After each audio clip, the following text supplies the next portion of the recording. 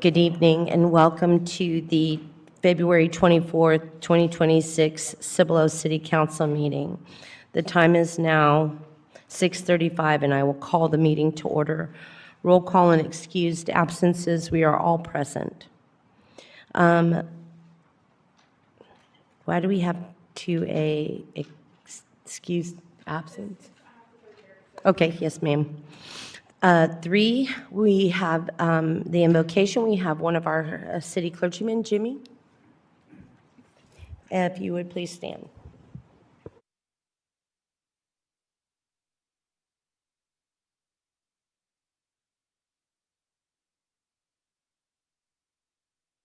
This evening with gratitude, Lord, for the opportunity that we have to serve this community.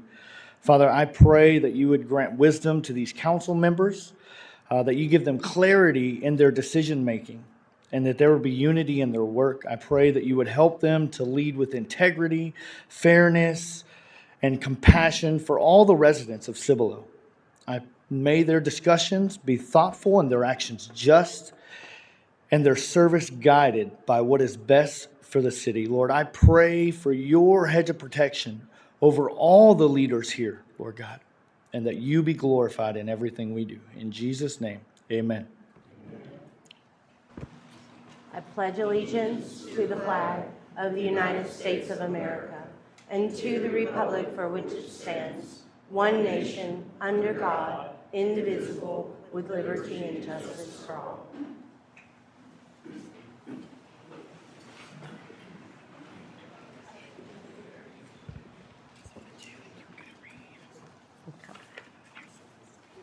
Oh, my. Okay. Moving on to number 5, citizens to be heard. This is the only time during the council meeting that a citizen can address the city council. It is an opportunity for visitors and guests to address the city council on any issue, to include agenda items. All visitors wishing to speak must fill out the sign-in roster prior to the start of the meeting. City council may not deliberate any non-agenda issue, nor may any action be taken on any non-agenda issue at this time. However, the City Council may present any factual responses to items brought up by citizens, Attorney General opinion, and then the limit of 3 minutes per remarks. All remarks shall be addressed to the council as a body. Remarks may be addressed to any individual member of the council, so long as the remarks are, 1, about matters of local public concern, and 2, not disruptive to the meeting or threatening to the member or any attendee, including city staff. Any person violating this policy may be requested to leave the meeting, but no person may be requested to leave or forced to leave the meeting because of the viewpoint expressed. This meeting is live streamed. Okay. First up, we have James Calhoun. James?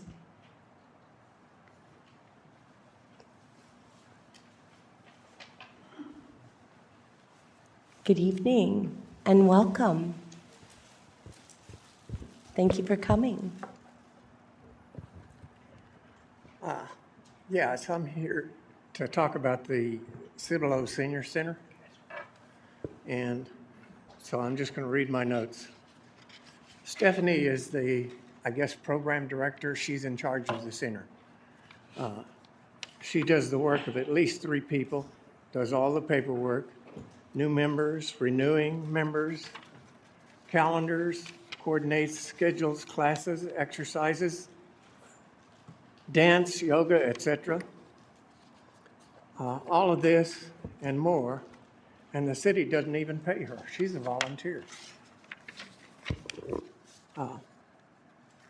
She does get paid by the Meals on Wheels, and that's the only pay she gets. She volunteers for the center. In the past, when she was gone, volunteers opened and closed the center. Now the state has given her even more paperwork to do, and my understanding is the city has said that the volunteers cannot open and close anymore. So you and the center are in trouble, because if Stephanie is not there, the center will be closed. The bottom line is you're going to have to hire someone else to work there, and you're going to have to start paying this lady. If you would visit the Schertz Senior Center, you'll find that they've got 4 or 5 paid employees all the time and to run their center. If Stephanie quits, you have no Cibolo Senior Center. If she gets sick, you have no Cibolo Senior Center. If her mom gets sick, you have no Cibolo Senior Center. She is a volunteer. And hopefully you guys will take into consideration and figure out a salary for this woman and hire some help, because if she's gone, the center's going to be closed. You said the volunteers can't do it anymore. That's my spiel. She is critical to the success of our senior citizen center. She is doing an amazing job. I know that she is compensated. I know that I don't know exactly how that is played out because I'm not involved in the personnel matters. But I do hear what you're saying very loud and clear, and I will come and talk to you further about this. And I understand your concern is about the center not having volunteers being able to close it, if I understand correctly.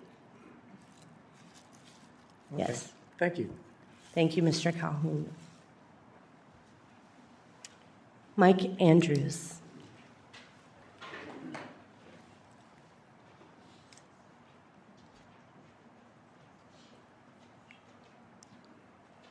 Good evening, Mr. Andrews. Hello. And welcome. Sorry, it's kind of loud. My name is Mike Andrews, and I've prepared a packet of information regarding drainage issues and concerns on Tolly Road. Yeah, I brought enough for the dais. Best, the secretary should handle that. Thank you. Yes.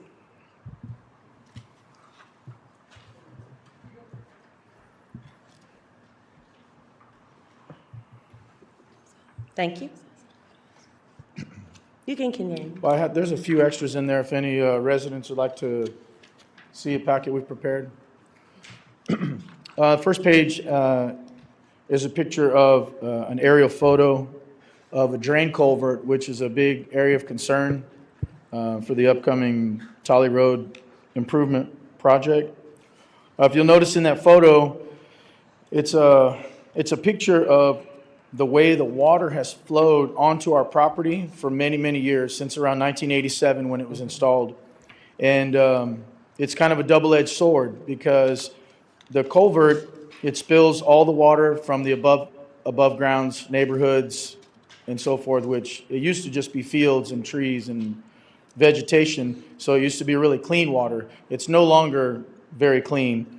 And the reason I say it's a double-edged sword is because it turns a whole half of an acre of our property into like a swamp, like a boggy marsh.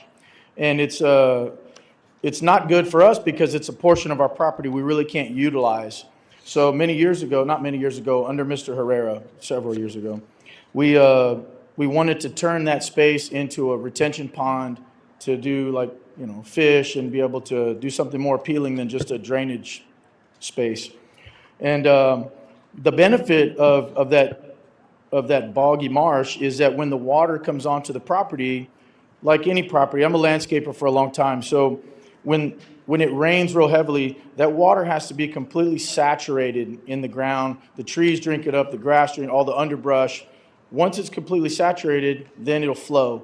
So what it does essentially is it cleans the water and it slows the water. So for a very long time, the water would come into the property over this half an acre. It would saturate the space and would gently spill into our drainage ditch and then onto our neighbors behind us. Well, if you look to the next page, this is a close-up of the culverts and their size. I tried to give a picture with a person so you kind of see the magnitude of the size. They're probably 4 foot in diameter, and there's 4 of them. It's very, very big, and it looks as though it was designed to carry a ton of water.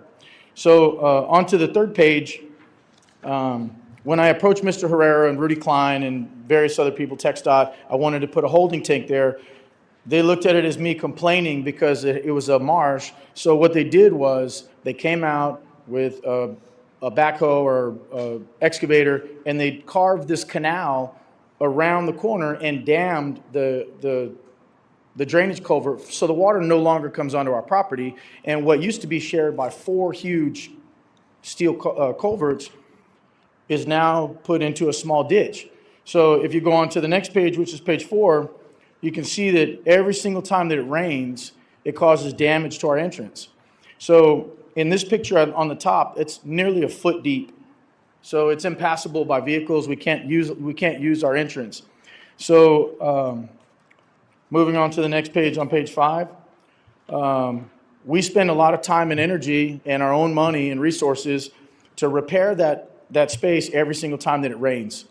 And recently we had a forecast of rain, and we went out there with my team and we started to dig out the dammed up space so the water will come back onto our property and not damage our road again, because we've now fixed this road or this entrance probably 3 times. And other pictures are just subsequent damages by large mowers. And I've got pictures of mowers over there. They say they don't use the big mowers, but it's invariable. Every time it rains, it's a mess. So the water doesn't get to flow. And the bad part is that everyone behind us, all of our neighbors, have damage as well. I've talked to Tom Homan, not Homan, Cowan. I've talked to Mr. Cowan. I've talked to Mr. Potter. It's just a mess. What used to be a drain spill that was probably 8 or 10 inches deep, there's places now that it's 3 and 4 feet deep from the water, the amounts of water that come through that ditch now. And I do not support the Tolly Road drainage project. And the reason I do not support it is because I feel like it's not done with any integrity, and I feel like there's appropriate studies that need to be done to determine how much water is going to flow from these new properties. I'm not a flood management engineer, but I do know a little bit about flood management because we do French drains for many of our customers. And I know that for every 1,000 square foot of rooftop you have, 1 inch of rain will collect 600 gallons of water. So when you think of a new subdivision with 200 homes and water that no longer flows via the grass and the trees, it's being pushed down asphalt, and now it's being tainted by cars that park on the street. And the water comes just exponentially faster and more aggressive than if it were to just to land on the ground. And I don't believe that the studies that I'm referring to were done in the subdivision above us, which is in front of Steele High School, nor were they done when they created the holding tank next to that. And now we're approaching building a high-end gas station, which is going to be a bunch of asphalt, huge buildings. It's going to push a lot of water onto our property. Across Tolly Road, we have another huge commercial real estate, a business park that's going to be another area of concern because it's going to collect a lot more water. It's going to push a lot more water. So on the last page of our packet, or last pages, we've got some sensible ideas. We see a lot of students that come from Steele High School. They have to walk down these edges of Tolly Road. And if you've been down Tolly Road, I'm sure you have, it's an absolute mess. You can't walk on the side of the road anymore because a lot of the ground, because of how much moisture is now being pushed alongside that ditch, it's literally collapsed a lot of the asphalt. So it's not a safe walking space for people, especially our students.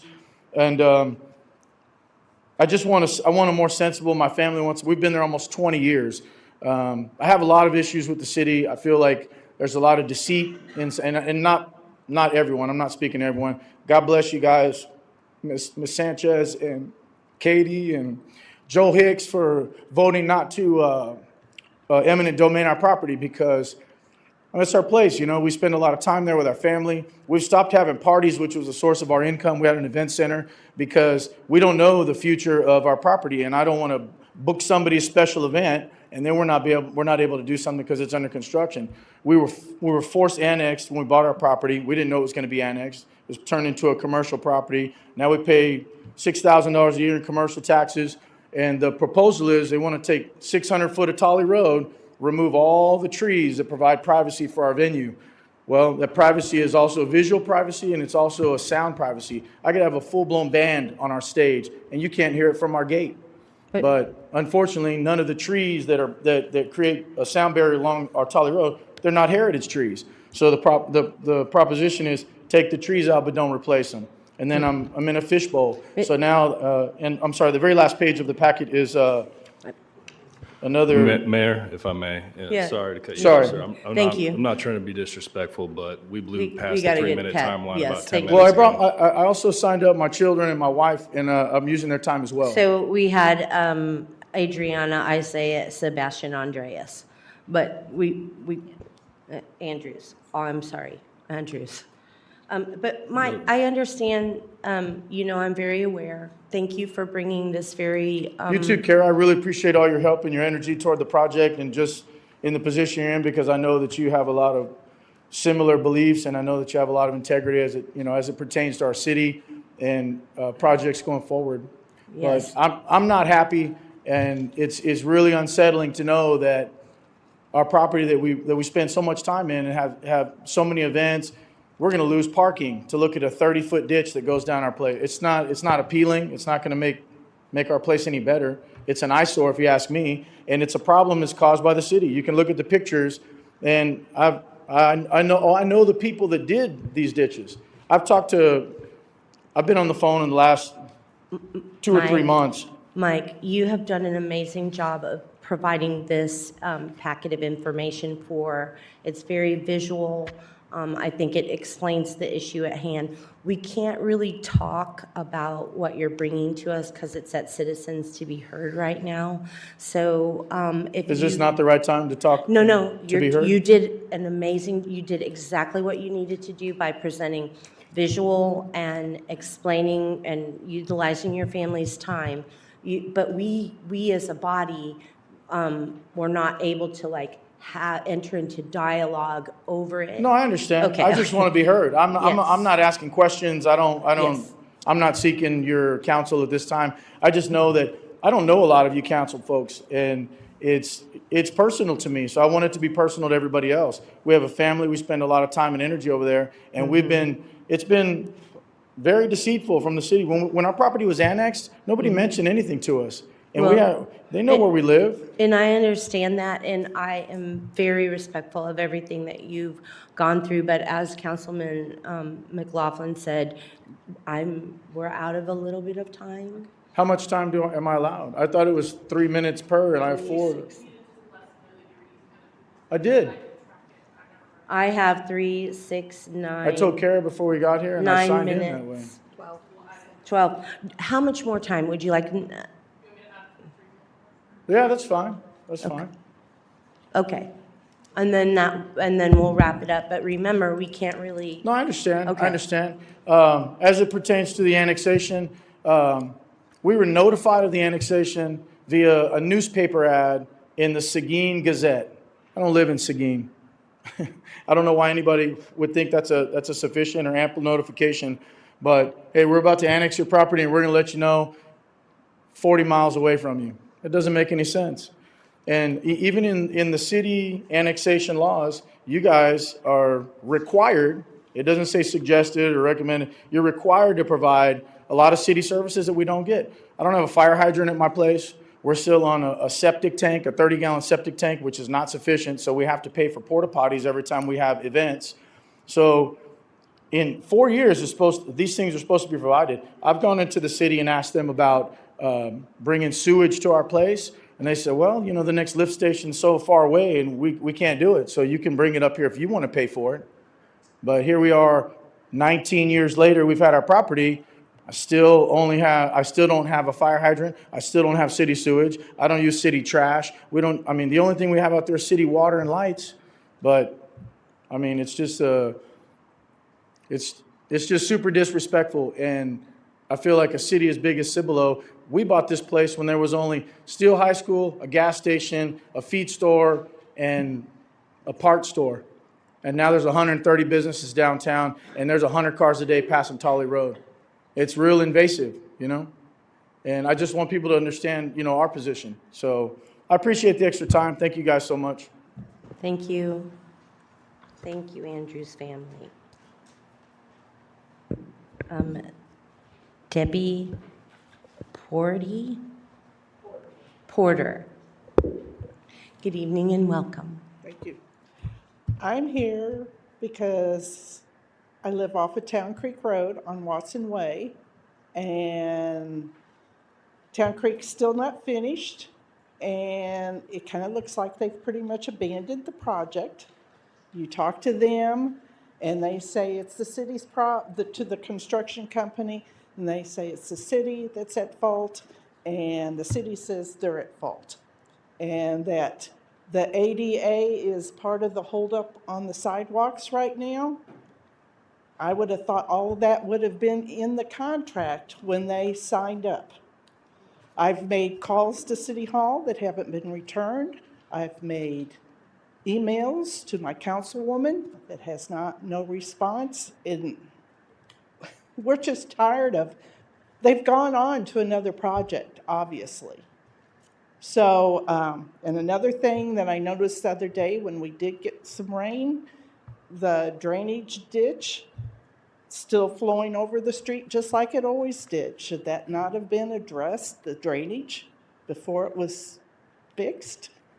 The first payment's down. I don't know if the second pavement will fix that or not, but it's sad.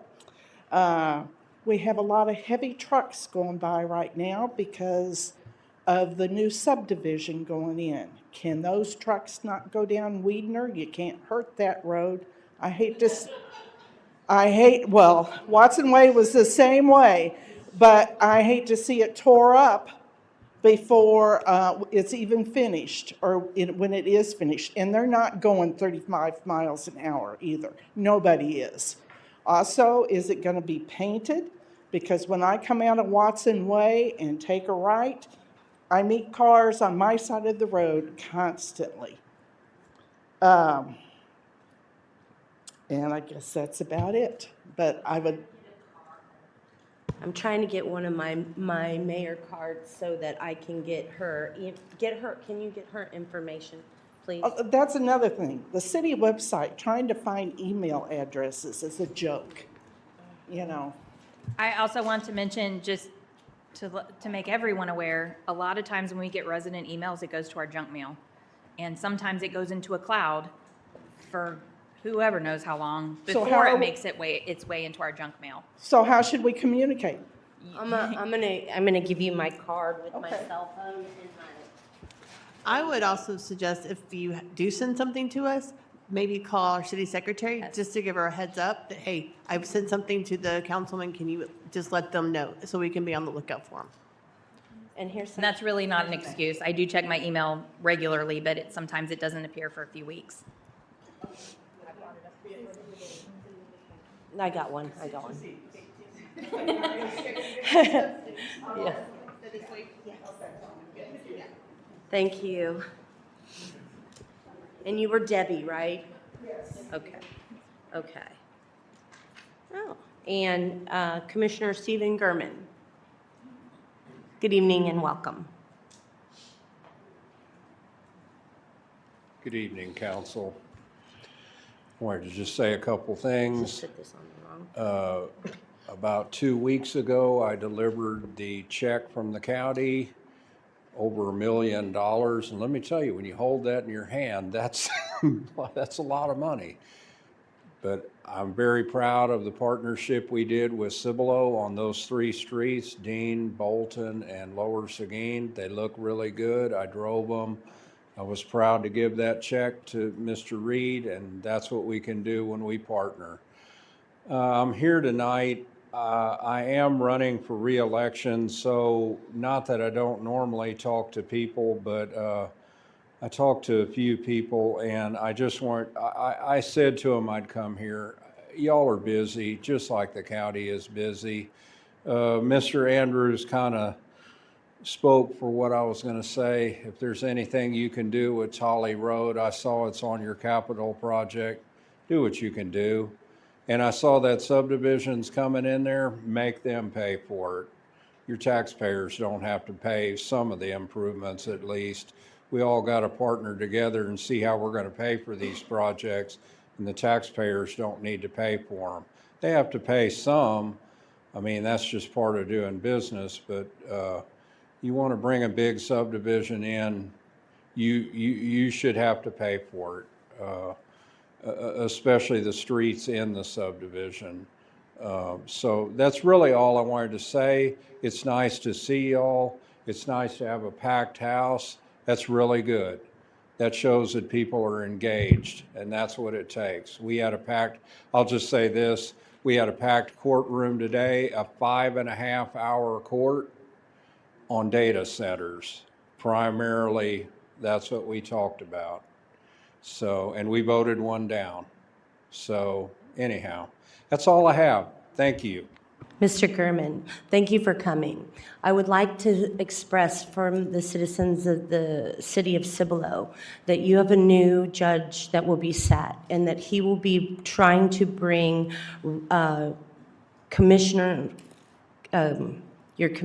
district road assistance development classifications, and that I would like to ask you to support that on behalf of our city, and thank you for your service.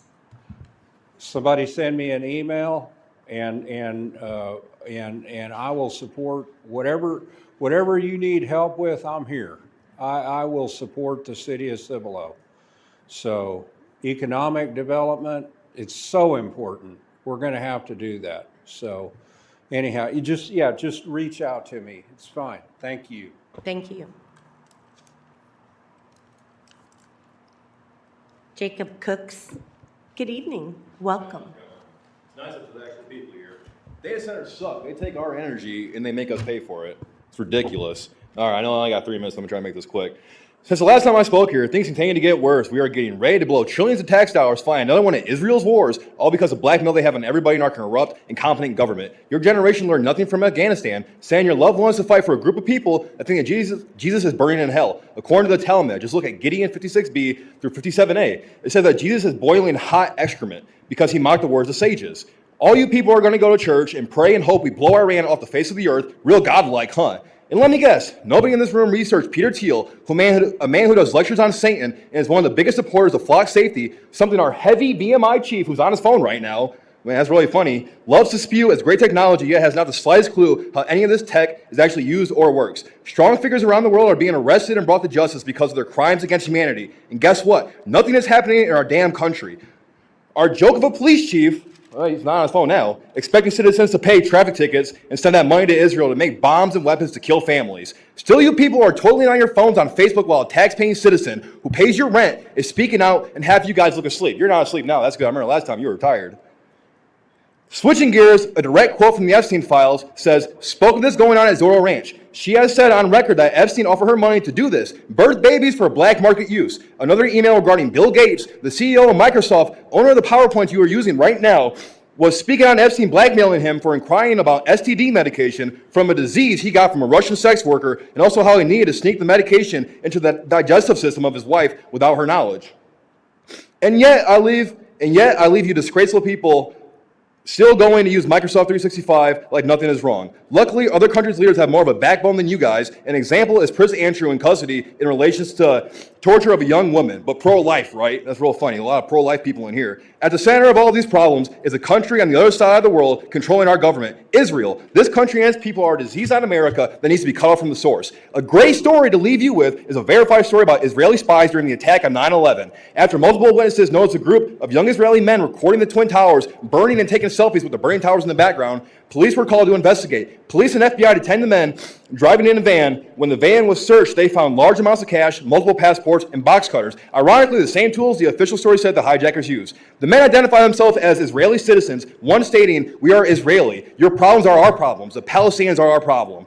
These men were interrogated for 10 weeks. These men's names were also flagged in the intelligence databases, with 2 being directly linked to the Mossad, Israeli version of CIA, and thought to be involved in surveillance operations. The FBI did their investigations. 71 days after detention, they were let go of custody and deported back to Israel. This is the only form of action against them. When back in Israel, the men said they were present to document the event and had prior knowledge of the events and attacks. You people are destroying our country with a smile on your face, and you're all a bunch of damn clowns. All right, and the other thing with the senior guy, and I just like going off on you guys, honestly. I know you're not going to do anything about it. I know you all care about Israel. But what the senior, what you guys should be doing is taking people from the Steele High School and going and volunteering at the senior care. Or with all the medical personnel here at all the bases, have those people go volunteer at the senior care center. And they can use that on their eval to get a promotion. Thank you, Jacob. All right, yeah, y'all have a good one. Hey, next time there's gonna be more people complaining about Israel, dude. Y'all are taking $4.4 million from San Marcos, sending it to a country to fucking bomb people. Hey, Thank you, Jacob, really quick, just for your senior, you can't, okay. What? This is- Take people from the Steel High School. You see what I'm saying? There's a lot Yes, of people. sir. Thank you, Jacob. I really appreciate that. We will consider it, and we have And considered then all the it. people at the military bases too. Because I went to Fort Sam Houston. I was a hospital corpsman there, pharmacy technician. I'm sure if you talk to the chiefs and HM1s and all those people, they will volunteer to go to the senior care centers, and they can use that to get promotions. I agree. I think that's. Why are y'all good. doing that? You're just building more flock safety cameras to spy on people. Thank you, Jacob. Fourth Amendment right being violated. Thank And you. you're sitting there chilling, probably gonna go to McDonald's and Jacob, fucking we Chick-fil-A must. after this, aren't you? Thank you for your time. You gonna follow me out of the building again like you did last time? All right, 2 o'clock. I'd rather do that this time. Okay, next I would like to call Nancy Velasquez.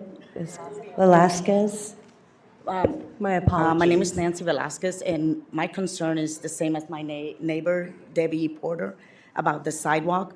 I just wanted to know when it's going to be finished, but I don't think they have an answer yet. And it's that just making sure the project has not been abandoned. The sidewalk on Town Creek, yeah. Mr. Reed? Yeah, no, the project has not been abandoned, and under my updates, we'll just give you an update on Town Creek Road, but it has not been abandoned. This evening? We will have that update this evening? Yes. Oh, thank you so much. Okay. Thank you. Mr. Mark Allen? Good evening, Council. Thank you all very much for providing me the opportunity to come say hello. Just wanted to speak in support of Mrs. Peggy Simmons. I saw the resolution on the agenda in the packet. And so just wanted to make sure that the resolution gets approved tonight, and I fully support it. And I wanted to make sure that Peggy receives all of the PTO time that she has earned. And I trust that this council will vote unanimously. So just wanted to speak in support of Peggy, and then also to announce that I am running for county commissioner for this precinct, Precinct 4. And early voting is happening right now, and it will continue through Friday, 7 a.m. to 7 p.m. at all the early voting locations. And there will not be any early voting going on this weekend. The final day to vote in the primary election will be the 3rd at the fire station, 7 a.m. to 7 p.m. So that's all I had tonight. Thank you. Thank you so much. And Ms. Sherry McDaniel? Sorry for adding an S. Good evening, Mayor and Council. I'd just like to remind you that the Park and Recs Commission will be hosting a tree planting ceremony on Saturday, March the 7th at 9 a.m. This is to commemorate Cibolo's 60th anniversary, and we'd like to invite all of you to attend, as well as all the citizens of Cibolo. You should have received an email with more information, and we just hope to see all of you there. Thank you. Thank you. I have it marked on my calendar. Okay, we have 2 emails that were sent in at Citizens to be Heard. Until we deal with that policy, I'm going to read them with the caveat of saying if the words are offensive or if they are denigrating of individuals, I'm just, not the idea, the words. This is from Carol Smith that says, I have a deep concern about a recent KSAT story about a Cibolo FAO, Tony Cheesem, driving in our Christmas parade on a suspended license due to a DUI hit and run. Is this person still employed by the city? If this was this person terminated, allowed to resign, or allowed to retire with benefits? Was an internal investigation completed into the conduct of the employee, the fire chief, or others that knew of this misconduct in violation of the law? Where is the accountability to parents and children of Cibolo to allow such a disregard for safety, law and safety? Did council know about this before this story aired? How does council plan to hold leadership accountable? We deserve answers, and we deserve transparency. Okay, Please address this during Tuesday's council meeting and citizens be heard. Families are watching and we demand answers. So we can only make factual statements, and the council is not at liberty to make statements about our personnel or actions taken by our personnel. We hear what you are saying, and we'll address your concern in the best way that we can, which would be to hold our employee to the task of doing a job as a manager. If anybody else has anything else they'd like to say, I have another email to read. To the City Council, this is from Pete Thompson. To the City Council, I am writing to express my strong opposition to the proposed resolution authorizing a payment to the City Secretary. This document, as presented, lacks the basic facts and data necessary for transparent governance. I wish to submit the following questions and concerns for the record. 1, performance justification. Has the council conducted a formal performance evaluation that justifies this payout? The city charter requires annual performance evaluation for the city secretary. If this payout is for work performed, does the office record of performance match the amount being requested? The blank check provision, section 2 of this resolution, leaves the action dollar amount blank. It is a violation of the public trust to ask for an authorization of public funds without disclosing the specific cost to the taxpayer. Missing evidence, Exhibit A. The resolution relies entirely on an agreement that attaches Exhibit A to justify this expenditure, yet this exhibit has not been available to public scrutiny. Without the public cannot know what is actually being agreed to. Reliance on private correspondence. This resolution attempts to ratify a private letter from a prior mayor to create a legal debt. One individual's letter should not be used to bypass the standard transparent budget process. Unverified claims of debt. The document asserts that these funds were lawfully earned and accrued in.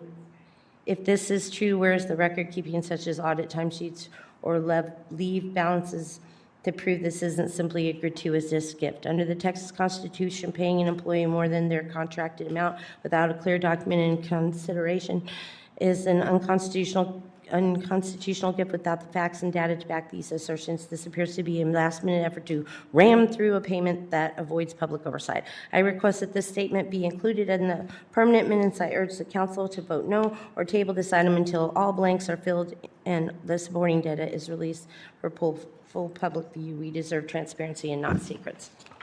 I would like to respond factually.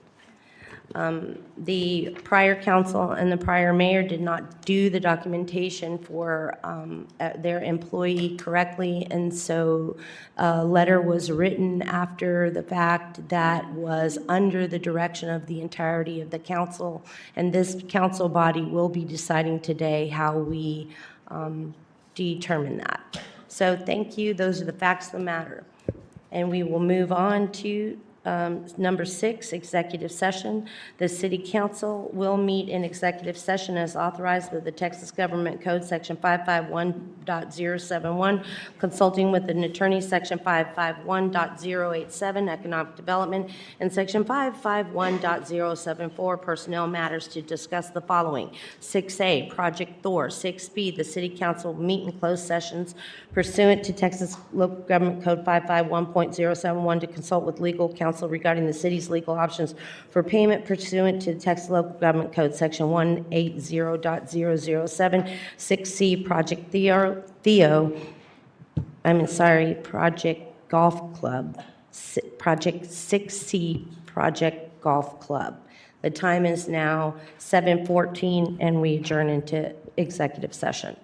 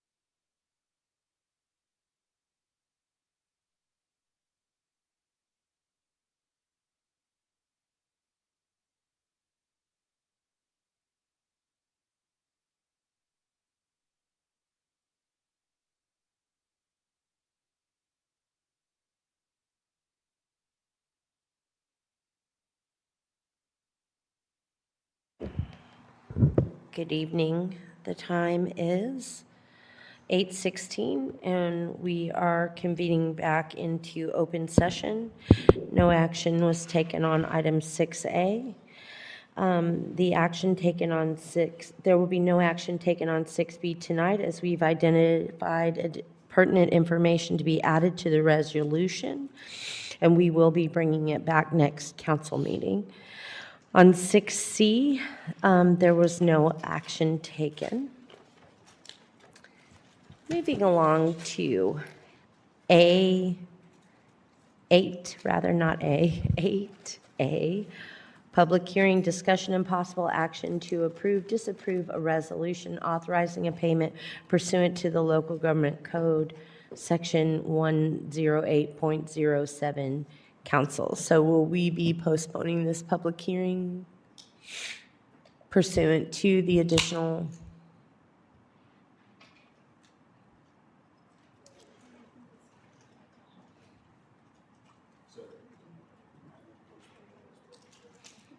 Okay, I just wanted to make sure. So we will be postponing 8A until the next council meeting.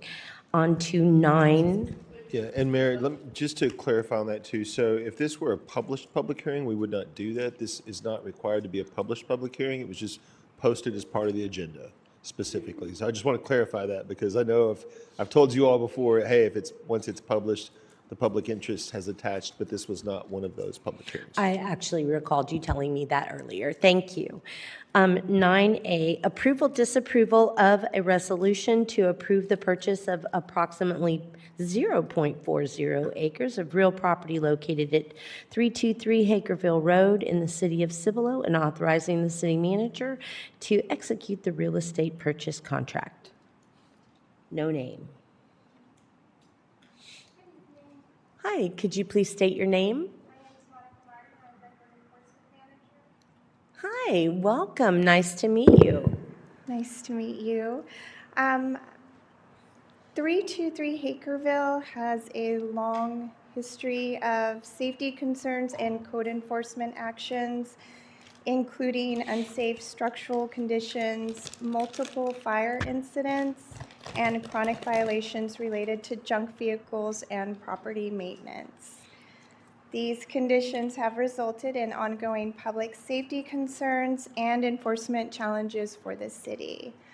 So here we are, hopefully at the end of this road, and I'm available for questions if council has any.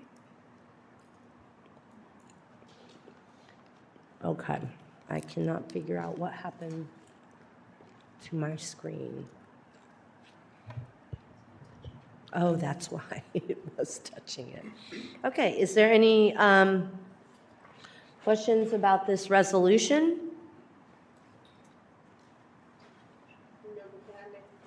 Sure. I'd just like to say thank you for the diligent work that code compliance, as well as our EDC and our planning and zoning and all that has done to get this to this point, as well as Public Works and several council members that went out and helped clean it up to the point it is now. And I appreciate y'all's diligence in this. Thank you. Thank you. Actually, I do have a question. When we retain the property, are we planning on reselling it, or are we holding on to it? Have we had any discussion on how what we're gonna do with the property itself? I believe we're still discussing that. We're going to hold the property. We're going to first demolish and clear the property. It is a health hazard. There's a lot of sanitary conditions that the occupant left behind. We're going to clean all that up, clear the property, and then we're going to hold it until the market's ripe and we can recoup as much investment as the city made, and then we'll place it back on the market. Okay. Thank you.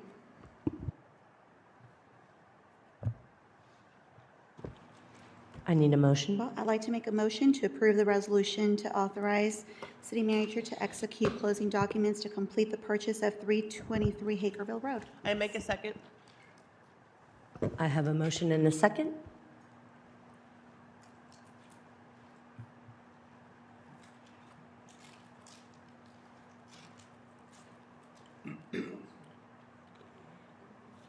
You're still gray.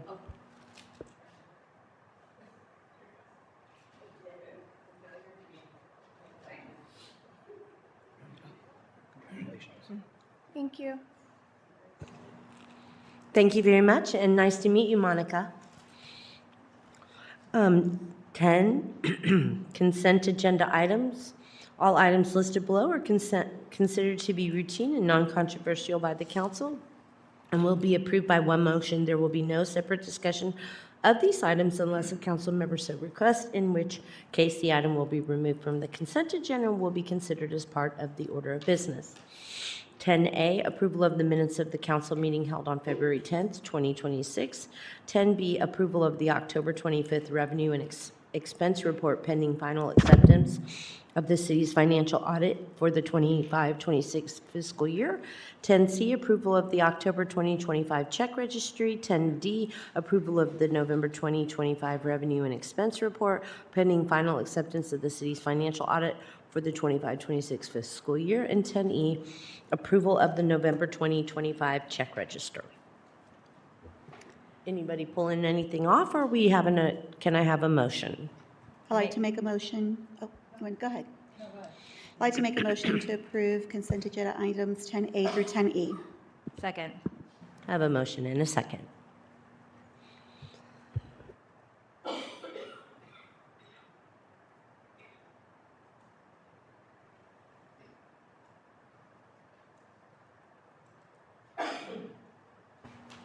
Thank you.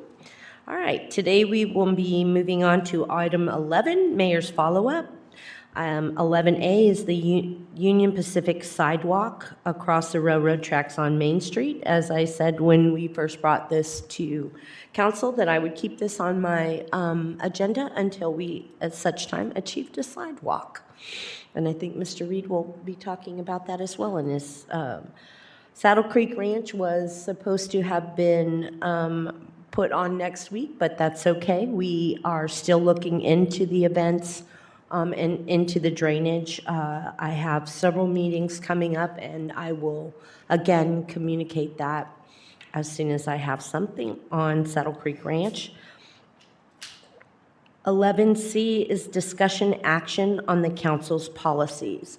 So if you remember, we had the council policies come back to us that had been evaluated by the city attorney, where he had some distinct recommendations. And I hope that you've had a chance to take a peek at those policies that were attached to that agenda item. Does anybody have any questions about those policies?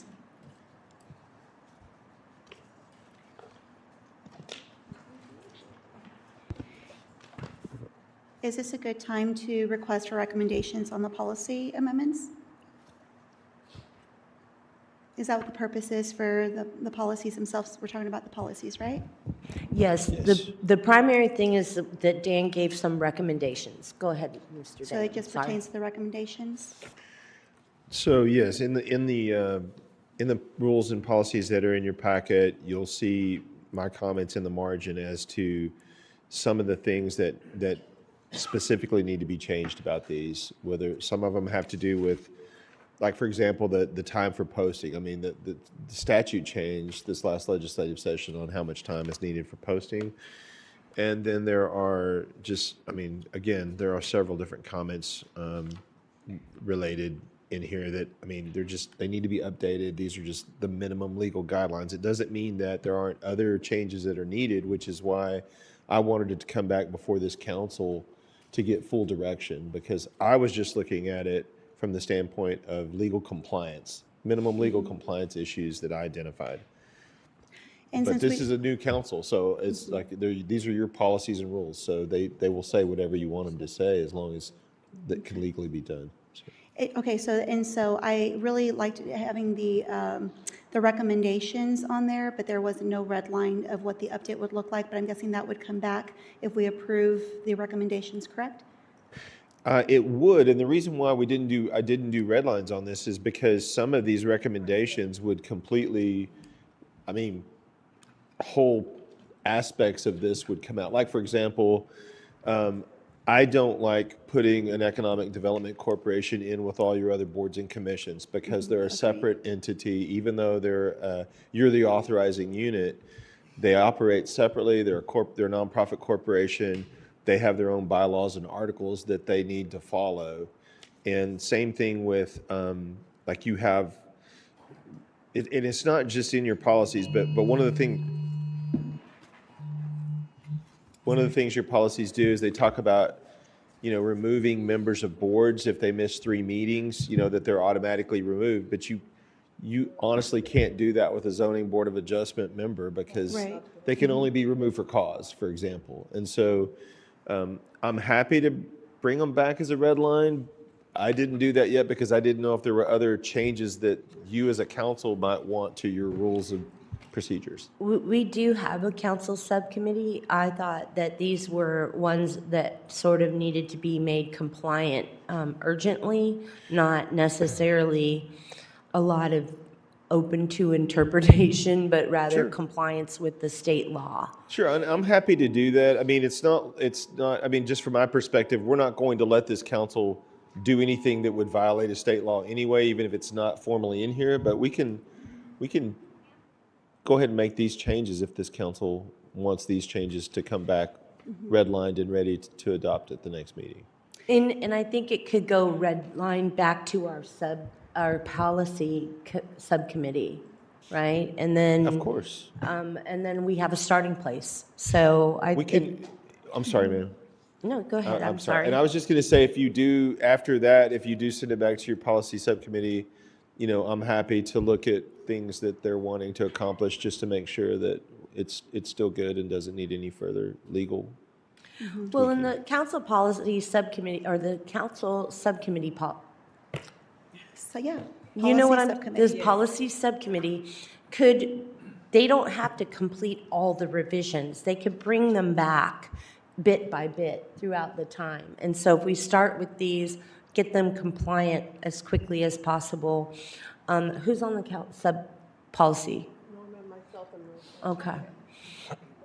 So so it would be Councilwoman Brown, Councilwoman Roberts. Roberts and Stevenson. Okay,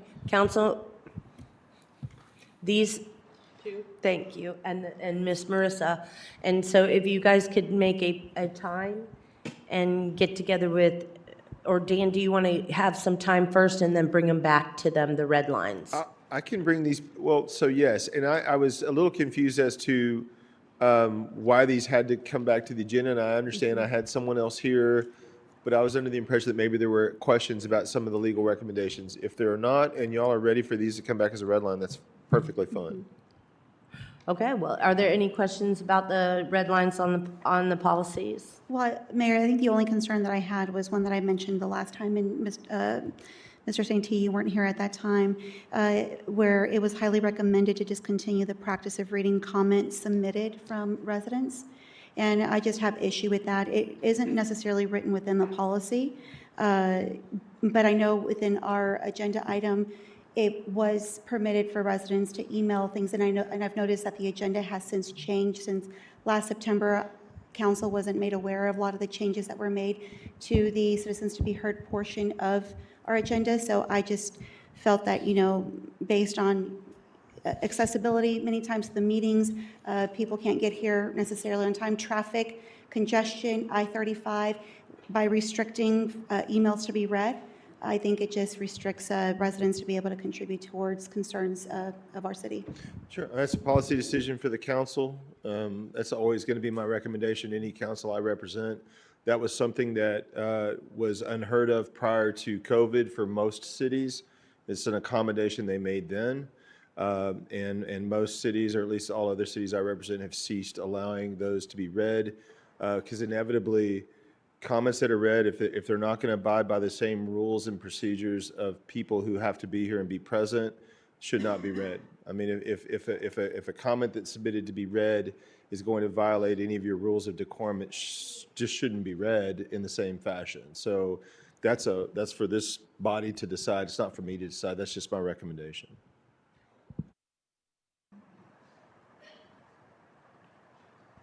I was going to say, I agreed with that. That was actually something I had written out, and specifically for we're large military community, shift workers not able to attend our meetings and trying to make sure that their voices still get heard. And then there's also, throughout all the policies that we were sent, there's definitely some spelling and grammar errors that we need to clean up and get fixed in there, as well as some of the changes that you had made.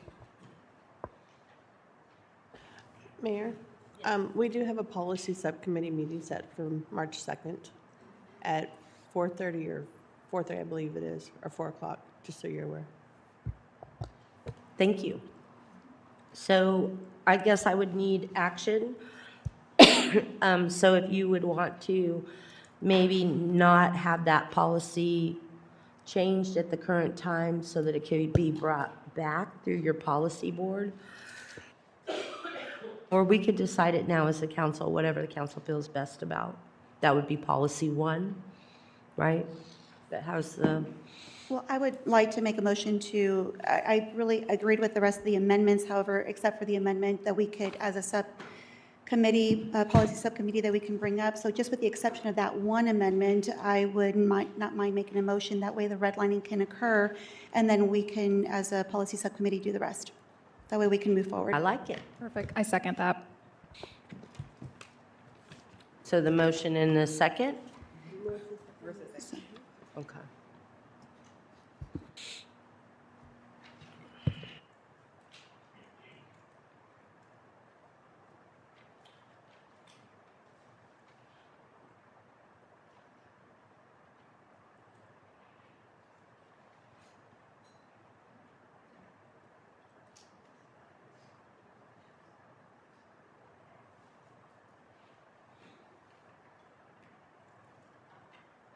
Thank you. Okay, this will be the discussion action on the Main Street sidewalk crosswalks. If you remember a while ago, Miss Councilwoman Roberts and we got into kind of a conversation about the crosswalks on Main Street, and Miss Roberts said that she wanted to, or we had kind of, as a council, kind of thought it through and thought, well, we'll take it to the EDC. And the EDC said yes to the one at Main Street. And, and the other one is at... No, there was just one that they were paying for, that Right, EDC but- was covering. Right, but we were talking about also the other one that we already had going down at the end of Schaefer Road. And Mr. Reed has some information to add to this because of the impact to the 1550. Yeah, I recall sending council an email how we were proceeding with the crosswalks so that the advance funding agreement for the Town Creek Trail, which we entered into some time ago, would not require us to add 2 more crosswalks because that project says we're not only building the Town Creek Trail, but enhancing 12 crosswalks on Main Street. So we have a path forward to, one, the existing crosswalk that is in front of City Hall to the Senior Center, and to install the other crosswalk on Main Street near the railroad track. We can proceed with those. The third one was not one of the 12 that we are doing, therefore is not in the conversation of being related to our advanced funding agreement. So what we're doing is we're What leaving- third one? Thought you also were talking about one at Schaefer Road. No. Isn't that what the name of the road is? I'm the worst with names of roads. Just down Main Street. I'm just talking about the 2, the one that connects City Hall parking lot to the senior program, as well as the crosswalk that would be near Raw Street. It contained in the safe routes to school. Schlother. Is it Schlother? Schlother. Yes. By the Grange. Where the sidewalk ends and you have to cross the street. Yeah, Is Schlother. so I sent that email addressing how we are going to make these improvements or have made these improvements, but we're going to hold off on details And TxDOT was fine with us having those details done at a later date. So we don't need to make an action then? We don't need to take action, you're already Correct. doing it? Yes, ma'am. Perfect. Wonderful. Thank you. So so that is just to follow up to make sure that you guys recognize that's where that came from, and we're moving, and it is, thank you, Katie, because I'm the worst with the names of streets. Okay, so we'll get those crosswalks done. And then the city council subcommittee's purpose and mission statements. So there was some discussion earlier this week about what the purpose and intent of the subcommittees are. I think it's pretty important for us to educate ourselves in our subcommittees arena. Like, so for instance, I'm on the ordinance subcommittee, and I'm going to go to a thrilling training class where we are going to learn about illegal dumping. So, but it's because I'm on the ordinance subcommittee. And so the intention and purpose is for us to go out, to be trained, to have a more robust understanding and interaction with the outside of the community, bring that back to our subcommittee, and then share it with the council as a whole body.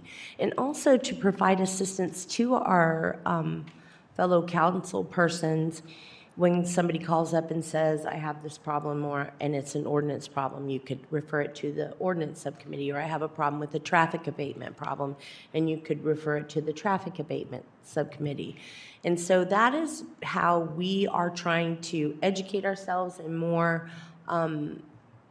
deliberate ways and support the citizens of Cibolo with our collaboration and our training.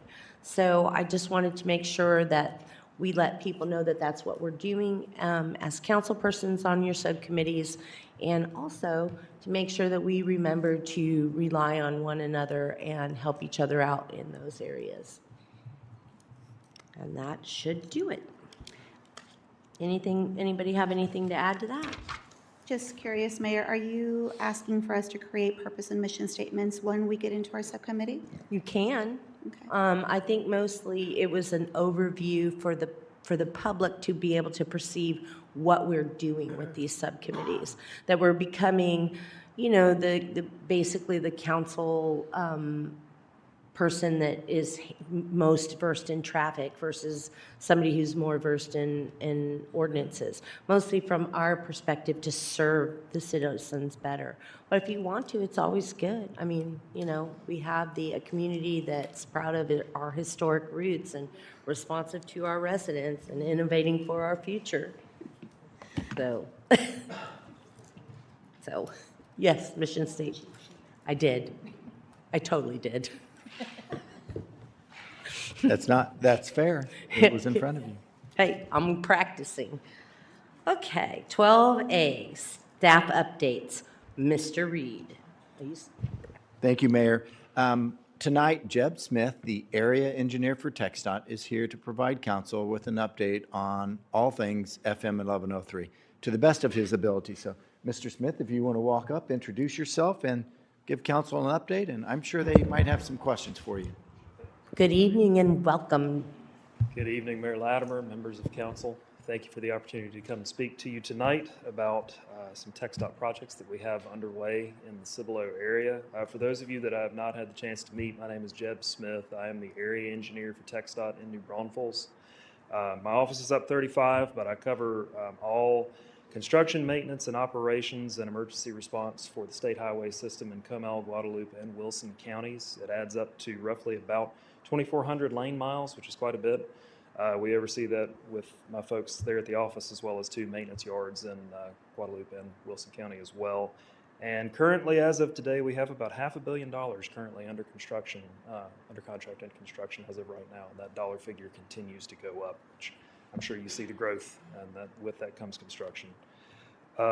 Before I get to our projects, it's not a TxDOT presentation if I don't touch on safety for just a minute. So I would like to highlight TxDOT's new campaign. You may have seen it either on television or heard it on a radio ad. I'm not sure if we have any billboards up as of yet. I haven't seen any myself, but that is the Drive Like a Texan campaign. Kind, courteous, and safe. It's very simple. Kindness is just treating others the way that you would like to be treated, whether that's giving somebody a friendly wave when they let you merge over in traffic or just a nod, hey, thank you. Courtesy, courteous, common courtesy and respect on the road. Again, very simple, letting folks merge in traffic. As frustrating as traffic may be on 35, it helps a lot when you let folks merge in and traffic flows better. Also not tailgating people, leaving a good following distance behind or in front of your vehicle and the vehicle that you're driving behind. And then finally, safety. Getting home safe is everyone's goal, and as well it should be, but it also is for your passengers, other drivers on the road, bicyclists, pedestrians, and others that are on the road. Getting to their destination safely every time. That's just as simple as not being on your phone while you're driving, paying attention, and looking out for others.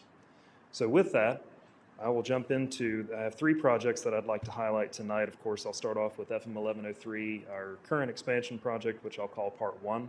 That's from IH-35 to Rodeo Way. And as everyone is aware, that project was delayed for quite some time. But as of spring of last year, so spring 2025, we did resume construction after numerous utility delays, which we designed around. And as of the end of January, we are currently about probably 32% complete on that project. Currently, we have completed all the drilled shaft foundations for the sound walls, and we're over halfway finished with the sound walls. Matter of fact, if you drive the corridor, you'll see those going up pretty much all along the corridor. Some of them look quite nice. Hopefully, the aesthetics are pleasing to everybody. And we recently switched traffic a few weeks back, I believe, between Green Valley and Chelsea Road onto some of the new pavement. So currently, the contractor is working on 3 phases simultaneously, which hopefully everybody's seen the progress in the work.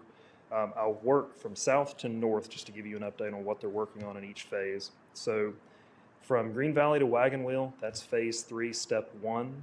Right now, the contractor is finishing up milling of the existing or the old FM 1103, which will be followed by subgrade preparation, lime stabilization to try and keep the soil from moving quite as much as Guadalupe County soil tends to do.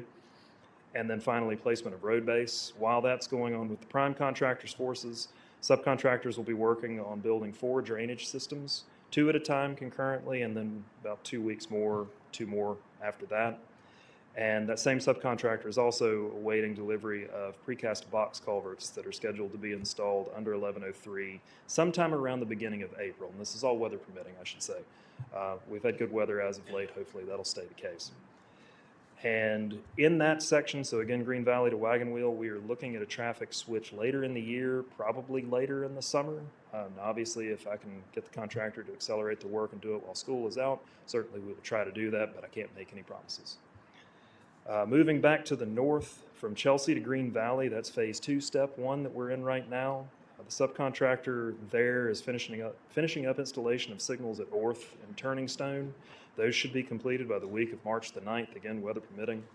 And in that same phase, work is continuing on sidewalk, curb, and curb ramps, after which the contractor will work on grass sod, establishing vegetation, putting in gabion mattresses, in preparation for another traffic switch onto the new pavement sometime around the end of March, beginning of April, again, weather permitting.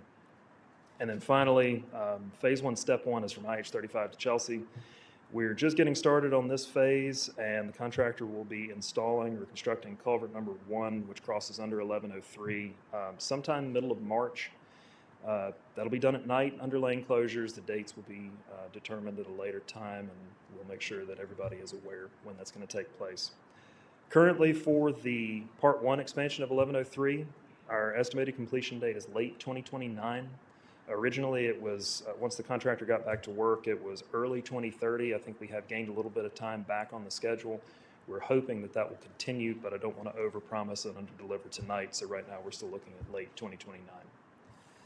Now moving on to the FM 1103 expansion Part 2, which will be from Rodeo Way to FM 78.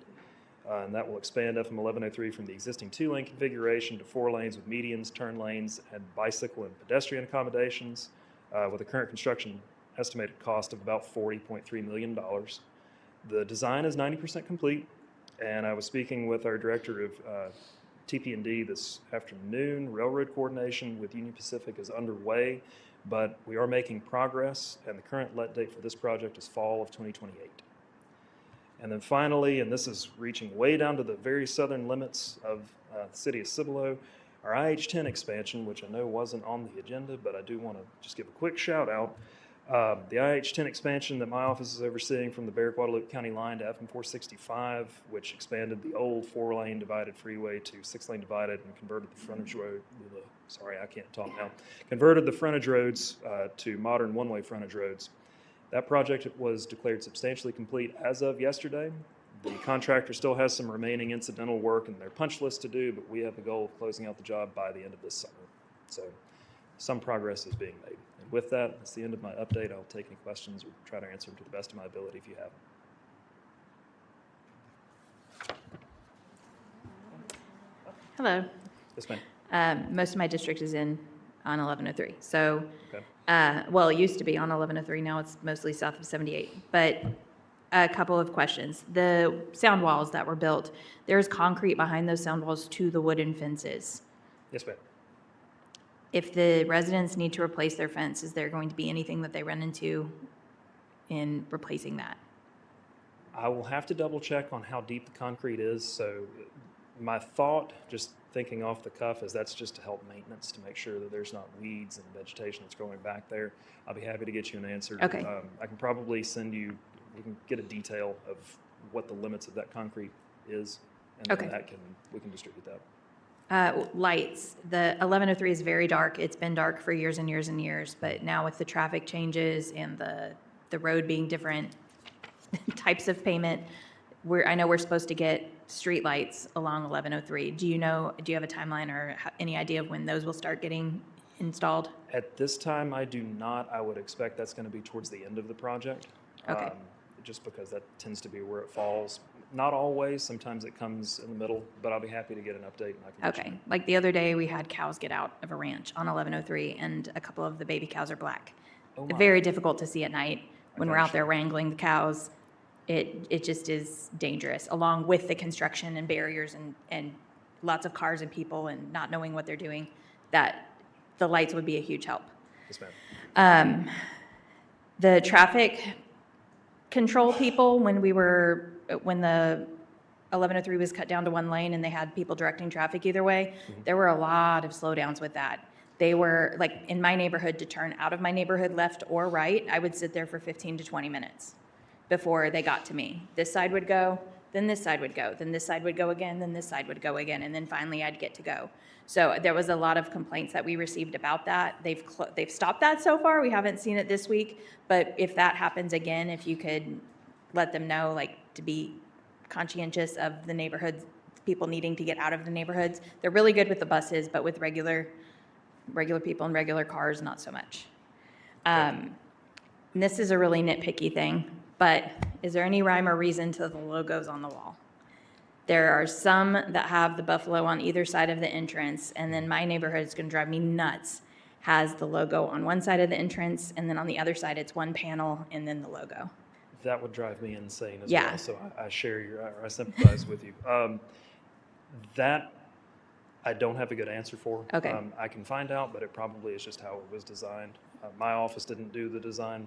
We're the construction and maintenance office, but I can talk around and see. I think the engineer of record, I know the engineer of record is retired, so I'll talk around with the remaining folks and see if there was any rhyme or reason. My guess is there Okay, probably that wasn't. one's at Stonebrook Drive. The rest of them look to be okay. It's that one that's going to drive me nuts. There might be one in Shirts too, but not Shirts. I'm going to look for that on the Okay. way out tonight. Thank you. Ms. Sanchez? Thank you so much, JB, for coming out. Jeb, appreciate, I know last month because of the bad weather, you weren't able to come on out, but I appreciate you coming and giving us an update. These updates are very important, especially as construction is ongoing for our city. And we would love to hear from you again sometime, maybe towards the end of the year, just as well. Thank Yes, you. ma'am. My pleasure. Thank you. I do have one quick question. Down 1103, you're putting sound walls up behind all these subdivisions, but why during phase 2 are you not going to be putting sound walls up on those subdivisions that you're going to be backing up to? So the sound walls are dictated by, it's an environmental study that's done. And I believe, I'm not a design engineer, so I will throw that caveat out there. I I believe in layman's terms, which is about all that I understand as far as the environmental studies, they're looking at what the increase in decibel level is from projections of traffic. And I know on phase 2, there might be some sound walls just at the very beginning. I'll have to double check. And if you don't mind, I'd like to get back to you on that. That The way I don't tell you subdivision, wrong. yeah, and I appreciate that, but the subdivision I'm specifically speaking about is Buffalo Crossing. Buffalo Crossing? Because y'all will be butting right up to our fence. So that we do have quite a few homes going along 1103. Okay. Thank you. Is it Buffalo Crossing in phase 2? Okay. I believe it's just at the very beginning of it. It's there at the front. It's Okay.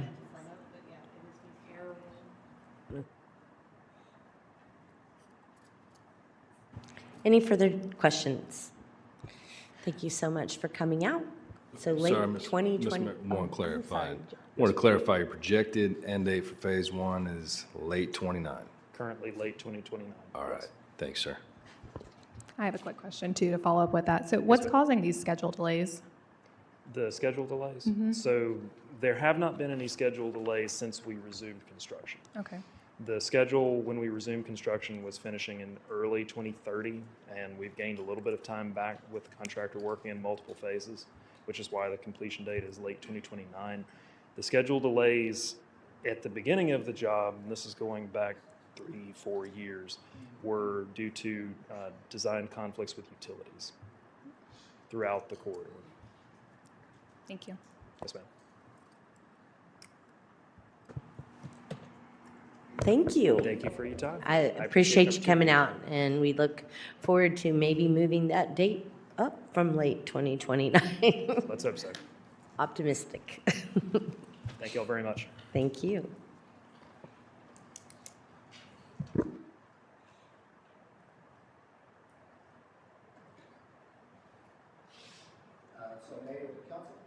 Let me go into the projects that I will give you an update on. Earlier tonight, you heard Sherry McDaniel, the chair of the Parks and Recreation Commission, remind you of the tree planting event, the 60th anniversary community tree planting celebration. So again, March 7th from 9 to 10 a.m. That is a Saturday.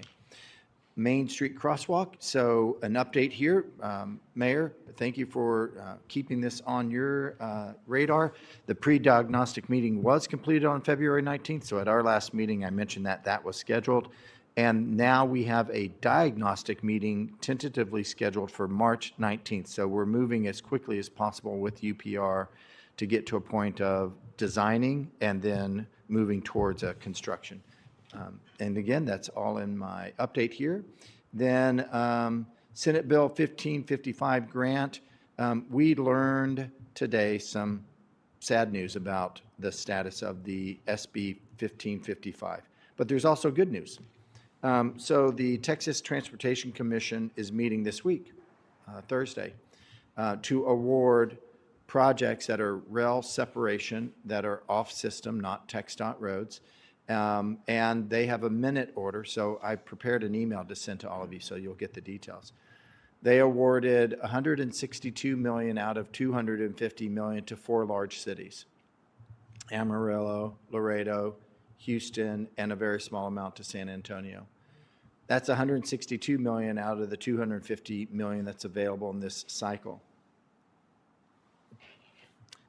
The good news is TxDOT, as I previously shared with you, included Cibolo's North-South Connector roadway project in its federal submission under the Federal Railroad Administration's National Railroad Partnership Program. And we understand the federal government is scheduled to make its decision on the NRP projects later this year.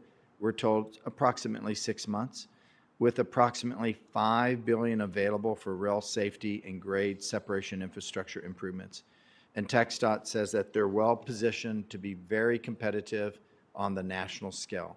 So we are holding out hope that TxDOT really will advocate for all of the projects that it submitted for the NRP program. Lastly, we understand that if TxDOT is not successful in securing federal NRP funding, there may still be an opportunity for certain projects, such as ours, to receive consideration through the established state match reserve because it held back $88 million with the current award. So city staff will be meeting with TxDOT in the next month to continue advocating for our rail separation projects. That's the update on SB 1555. Moving past that,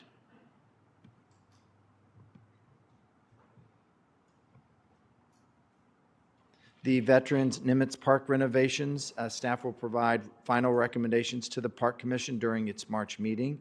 Staff will present to City Council on March 24th on those two parks.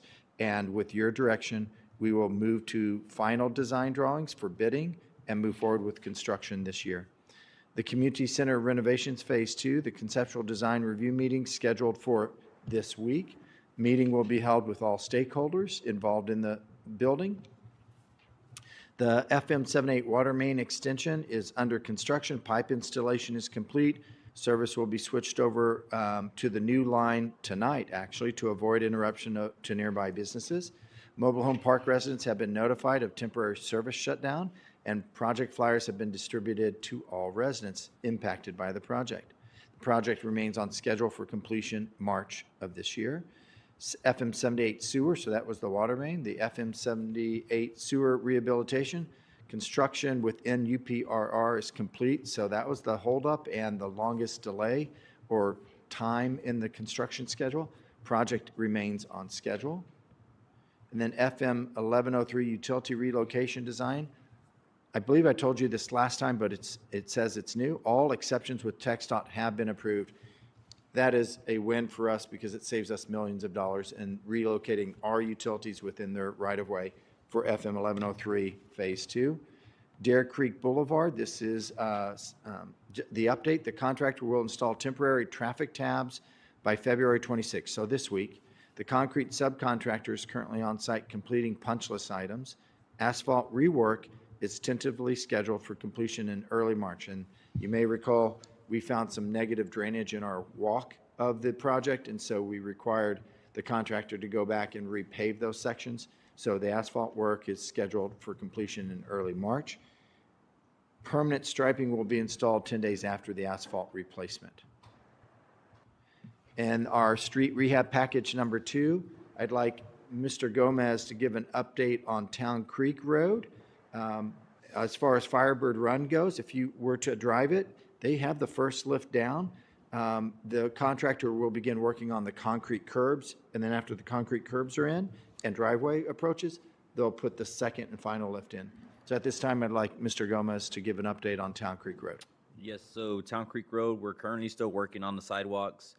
I know there's been some concerns on the delays. The delays have been just minor delays because some of the driveway approaches were not ADA compliant. So we had to go back and remove some of the driveways because the sidewalk portion has to have a 2% slope on it. Some of it had reverse slope that exceeded that 2%. So since they do connect to the sidewalk, we have to make sure that those driveways are ADA accessible. The contractor is going to be back out there tonight. We do have 2 spots as well where we're installing sidewalk that are near the culvert area. So we do have to put a toe down in there because we have to put a handrail because of the steepness of that fall there. So that is time consuming. They have to tie rebar, they have to set forms. They are still working out there. We're 70% complete on the sidewalks. As soon as we're done with the sidewalk construction, the contractor will be in there doing the final lift of asphalt. So by the end of March, we should be substantially completed on that project. Thank you, Mr. Gomez. Can I ask a quick question? Sorry. Yes. If there are any delays, can you please let us know with that? So I actually walked that street yesterday, not yesterday, last week from my house to see the state that it's in. Yes. And I will say it's not the safest with some of the materials that are kind of out and exposed. And then I could see other people trying to walk, run. Part of it, we're in the street because you can't walk on the sidewalk right there. And that's not really a place that I live and go, but that's a place that's impacting like residents. And so I really want to make sure that we're holding true to that timeline instead of some of these delays and making sure that we're letting them know about what's going on with that. Okay. Ms. Sanchez, Councilwoman Sanchez. Right, I was just, same concern is that the residents who were here today said that there was a 3-week stall. And I understand that D&D may have a lot of other projects that they're working, but if we can have an understanding so we have a good answer to give to our residents as to why there's a stall. There was no rain during that time. Residents are pretty reasonable and they understand whenever there's rain. Obviously, you can't, fix the roads if it's raining. But I do feel that they live there day in and day out. They feel the impact. And if it'd just be good to have an update whenever there's a delay of some sort, and if it's going to get pushed out, that we have that answer sooner than later, so we can give a good response. That way we have a good communication line going with our residents, and it's all about just holding on to that public trust, right? Yes. So, thank you. Thank you. I appreciate the help. Yes, ma'am. On staff travel, I have 2 firefighters that have been invited to out-of-state conferences, and like the previous ones, and I'll send you an update on the details, these will be at no cost because they will be instructors at the conference. So I've authorized that because there's no cost to the city, and the shifts are covered while they are gone. The Ishan facility tour, I've already given you all that update. I'm looking forward to it. In the appointment, it tells you what to wear by mentioning that, what not to be wearing. So please pay attention to your attire when you show up for the Ishan facility tour. And definitely be a little bit early. Ishan is a very punctual company, and when they say a tour is going to start at X time, they will start that tour. If you're running 15 minutes late, I don't know how they might catch you up. So just emphasizing timeliness for the tour. Council Strategic Management Workshop, nothing else to be said. And we did receive 1 proposal for our street wayfinding program. It is National Sign Plaza, our current vendor. Staff is currently reviewing that proposal, but it, on a quick review, meets all criteria and request from the city of in the RFP. So we're very optimistic once we're done with the review that we'll be able to finalize a contract with them. More to come on that. Mayor, council, that's all for tonight. Thank you. I see Tolly Road, but no update on that. I'm very sorry, I didn't have that in my list. On Tolly Road, there is no update. We will be coming to council in March to provide you an update on Tolly Road, but there's no new update. We're still working on the design and acquisition. Wonderful. Okay. And so we're going to move on to 13A now. 12B. Oh, I'm sorry. Do we have a presentation for 12B? No, I didn't think so. All right. 13A, discussion action to set a date and topics for the 2026 HOA Knowledge Workshop. Councilwoman Cunningham. And I just need my thing to pop up. no, it'll be 1 second. It should. So the HOA Knowledge Series is something that we did a few years ago. We did one a quarter for a full year, and then it got tabled for a while. Mr. Reed and I had been working on this for a long time, trying to get it back together, and I had done a poll asking HOA groups, and there's an HOA board group of board members, what topics that they would like to see at this. In between the time that Mr. Reed and I had been working on this, we created this subcommittee. So that's why this kind of bypassed the subcommittee. That was not intentional. It just was already being done. And we already had it planned to be on the agenda. It was supposed to be on the last agenda, and it came on this one. So it just kind of overlapped. So the proposed topics for this are, I think they're at the bottom, aren't they? Yes. So based on the community feedback, we had discussed, Mr. Reed and I had discussed doing this once a year, perhaps twice a year, just depending on what the feedback was. When we did it the first time, I think, Danetta, you attended, the first few had a lot of people attend. And then because we had them so frequently, attendance kind of dropped off. So I think once or twice a year would be the max, but that's something we can do with our subcommittee. But this is on the agenda just to kind of get the ball rolling on this so we can set a date, then the subcommittee can come together, decide if these are really the topics that we want to do, if who we want to speak on those topics. Do we want it to be staff? Do we want to try to find a speaker to come in and do it? But just to kind of get it going. At least if we have a date, we have something to work toward and we have a deadline, because we haven't had a date in the since 2023. And it's just kind of kept getting kicked down the road. But based on community feedback, infrastructure stewardship, that is the Saddle Creek Ranch type situation where they have a drainage that the HOA is supposed to maintain. They aren't sure if they're supposed to maintain it. Some HOAs have properties that they are not aware they're supposed to maintain. I just found out that Turning Stone has a drainage ditch across Green Valley Road that the HOA is supposed to maintain that they're not. So if you don't know, you don't know. If the HOA doesn't know that they're supposed to maintain it, then they're not maintaining it. If the city is supposed to be maintaining it, then maybe the city needs to get involved. So really guiding the HOAs on what is their responsibility when it comes to those green spaces and the drainage areas. Financial transparency, there's a lot of questions about what does our money go toward.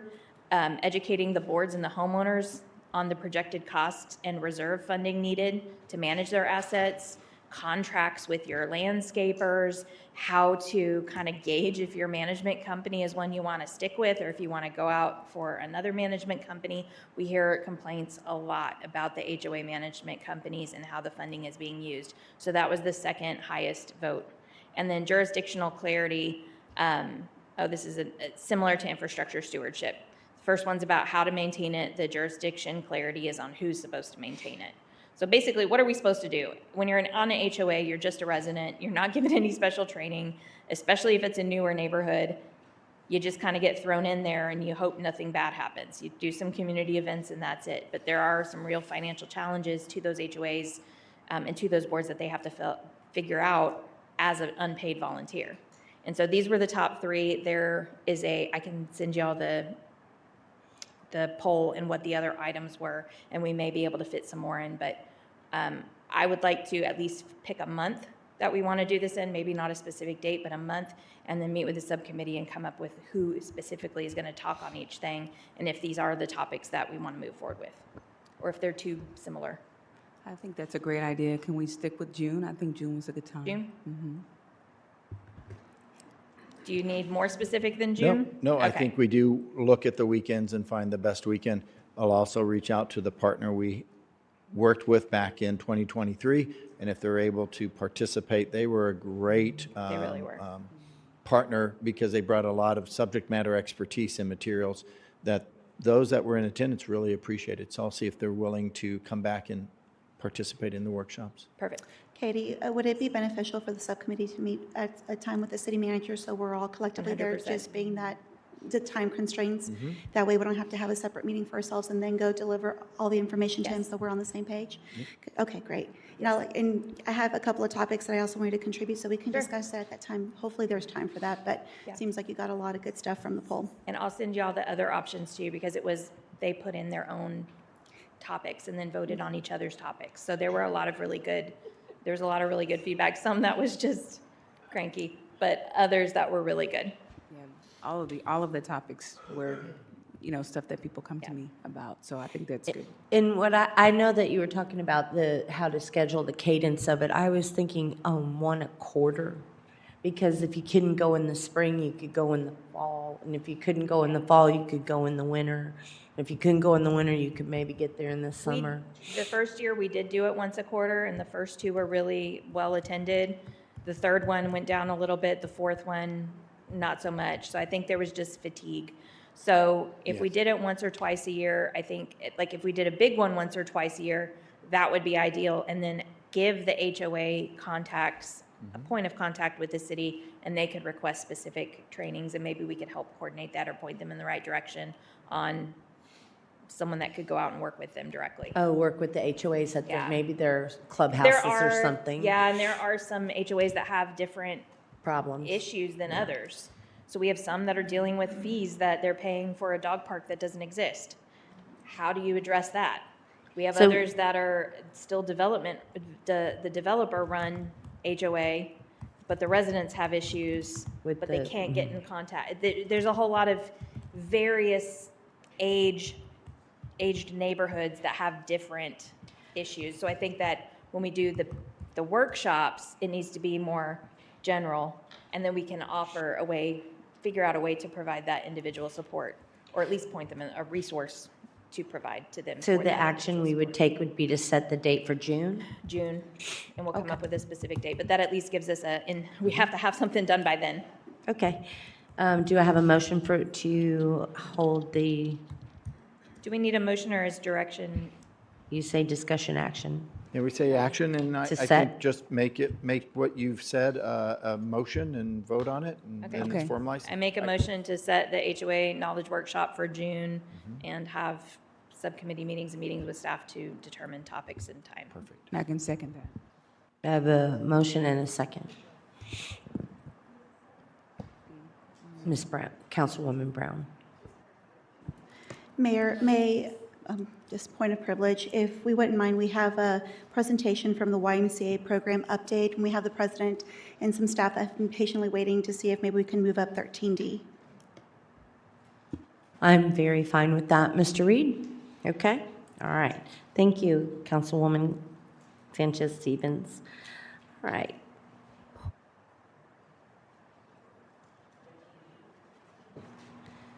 All right, we're going to go ahead and go to item 13B. 13D, discussion presentation of the annual YMCA program update. Good evening and welcome. Good evening, Mayor and Council.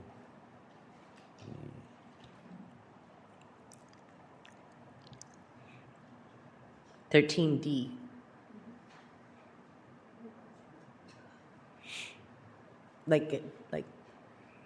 Thank you.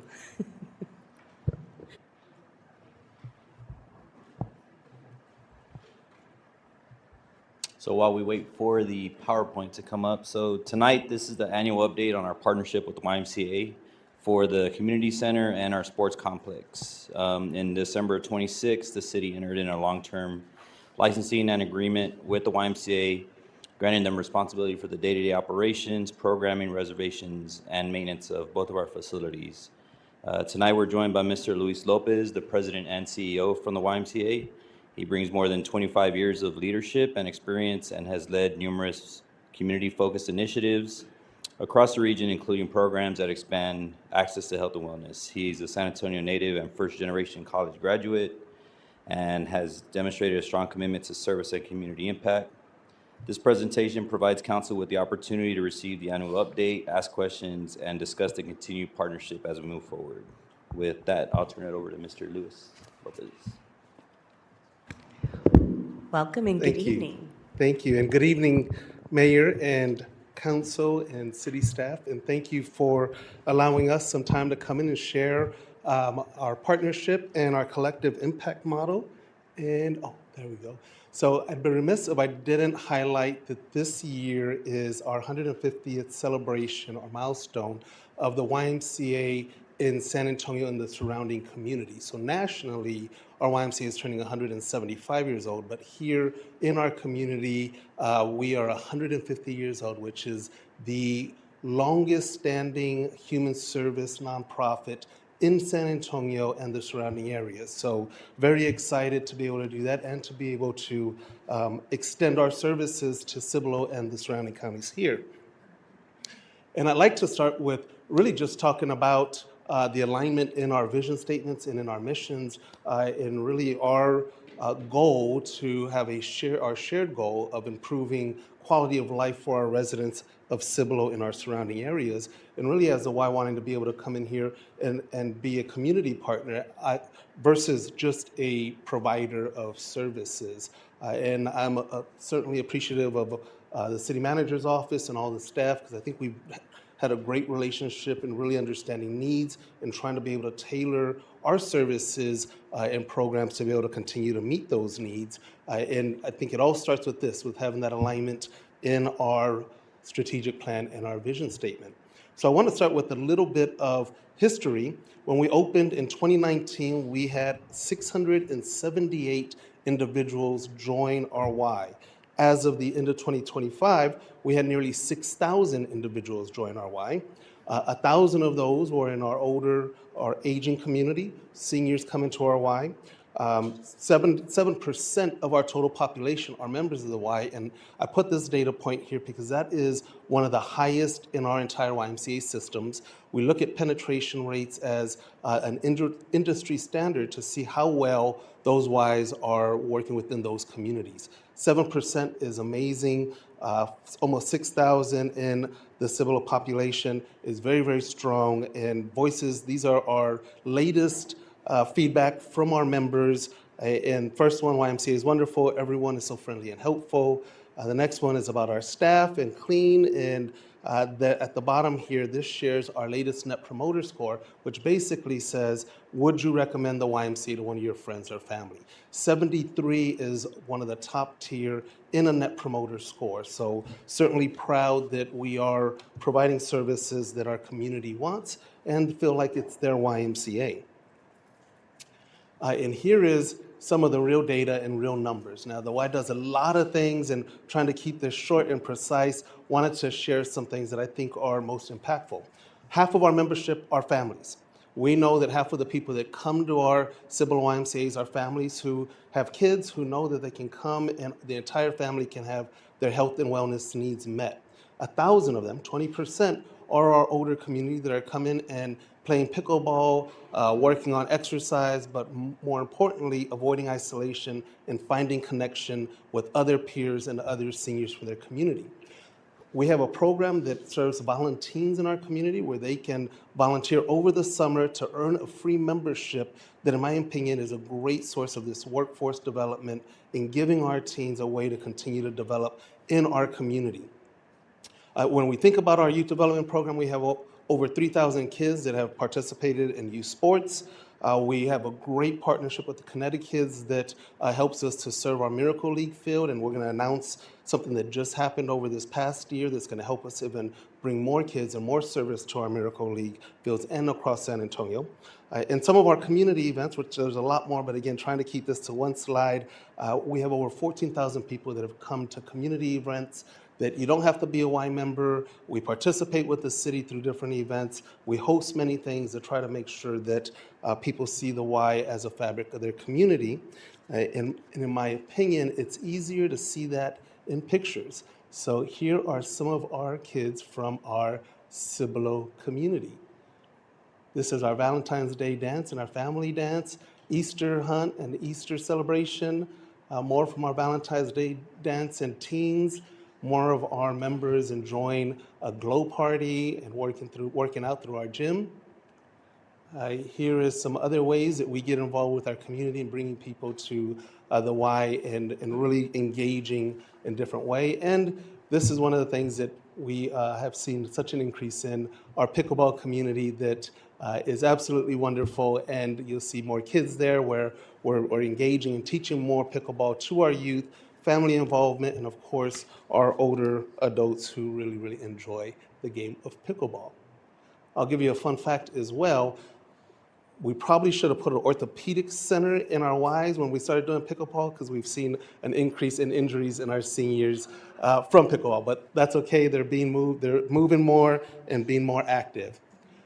And I'm gonna ask Doug, our Chief Operating Officer, to share an update on our field usage and programming there. Yeah, good evening, everyone. We wanted to make sure on an annual basis we'd give the City Council an update on the use of the fields, and this slide kind of demonstrates that. We currently manage, I think everyone probably knows, the sports complex. So these numbers represent not only the sports complex, but we also have some rental activity on the fields adjacent to the MEC over here. So these numbers are a combination of YMCA program participants. Those are kids that participate in our youth sports programs and clinics. But also when we are not in our programs, we do rent out the fields to the community. And so this, about 70% of the participants represented are those that are currently in our programs. During those times of the year or when we're not hosting practices, we make sure that that's available to others. Probably about half of our rentals are City of Cibolo residents.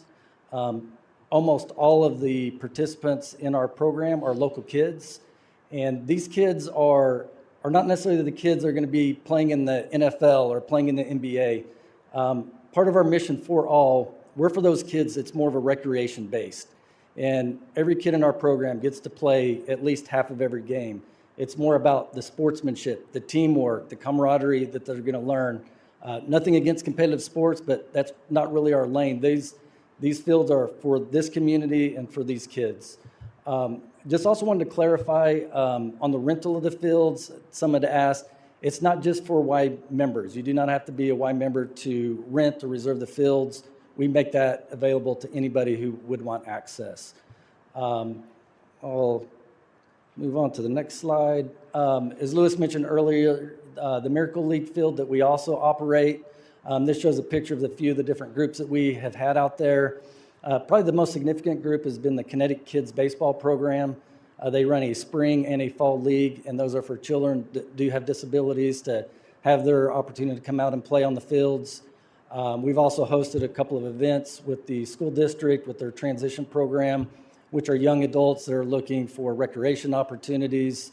And then we also use the fields for our 3- and 4-year-old for the T-ball leagues.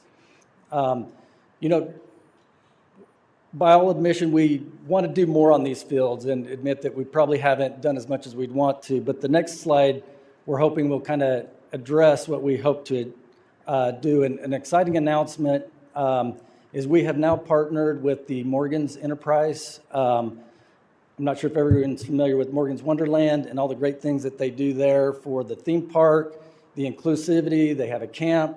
They have a multi-assistance center where they help families who have disabilities or special needs. Starting in April, the YMCA will be taking over the sports complex that they have. You can see the picture there. It's an indoor gymnasium. It has, I think, 8 pickleball courts, 4 tennis courts, and a softball field. But more importantly, we have the resource with Morgan's and all of their staffing and all their training. We've officially hired our first staff. Her name is Brooke, and she is the director of adaptive sports programming, and she actually worked for Morgan's. We recruited her to work for us to not only transition all the programs that they already offer, but now to be able to spread that across our entire association.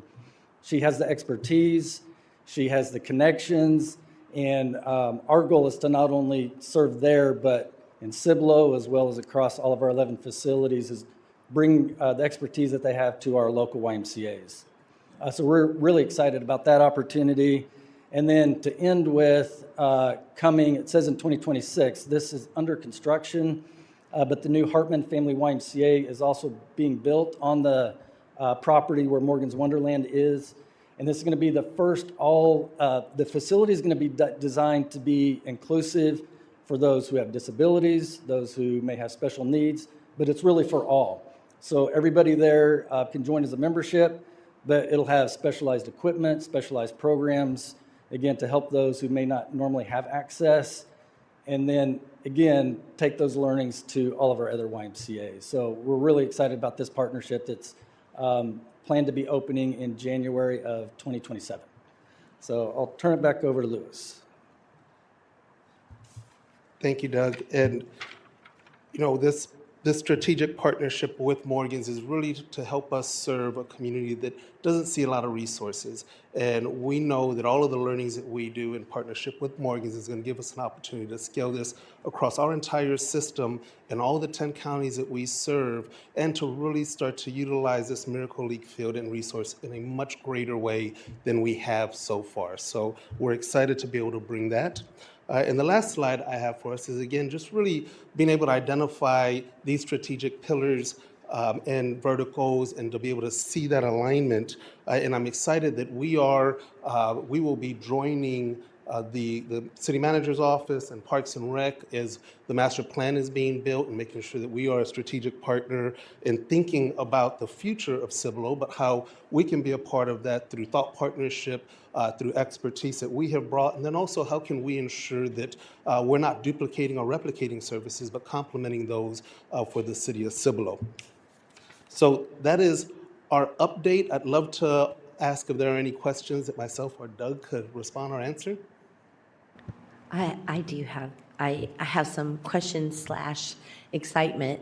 So I am very excited about our strategic alignment. Councilwoman Roberts and I had talked about having our Parks Department maybe get some kind of ADA training, because you don't know what you don't know. I don't know. Councilwoman Roberts would have a better understanding of things, but if we could get training for our parks people or interaction with our parks people, then we might be able to streamline processes for a more inclusive kind of adaptive sports or playground equipment, or or it just being trained enough to see how we go out into the community and create environment. So I'm very excited about your partnership with Morgan's and the training opportunities that might be available. And I also would like to see you get with Parks and Rec, because I know that you guys are doing things within the community that we're not doing a good job of recognizing you for. And so I think if we could bolster our strategic partnership with our Parks and Rec and your facilities, we would be able to get the word out more about what you are doing for community activities, and also to give you the accolades for serving our community members in the way that you've done. So thank you very much for bringing this today. Anybody else? Yeah, I just wanted to say thank you so much for being great community partners, honestly. We did our first Cibolo Fun Run. It was the first big event that our Parks and Recreation Board had actually taken on. It was a big task. And you all came on board just as well, offering any resources, recommendations. And that's what I like about the Y, is that y'all are so community focused in, mind, spirit, and body. And y'all focus on those three things. Even when I came to y'all to say, hey, we need some mental health workshops in Cibolo. I'm having a mental health nonprofit. They would like to host something in Cibolo. Y'all were kind enough to say, we will host that here.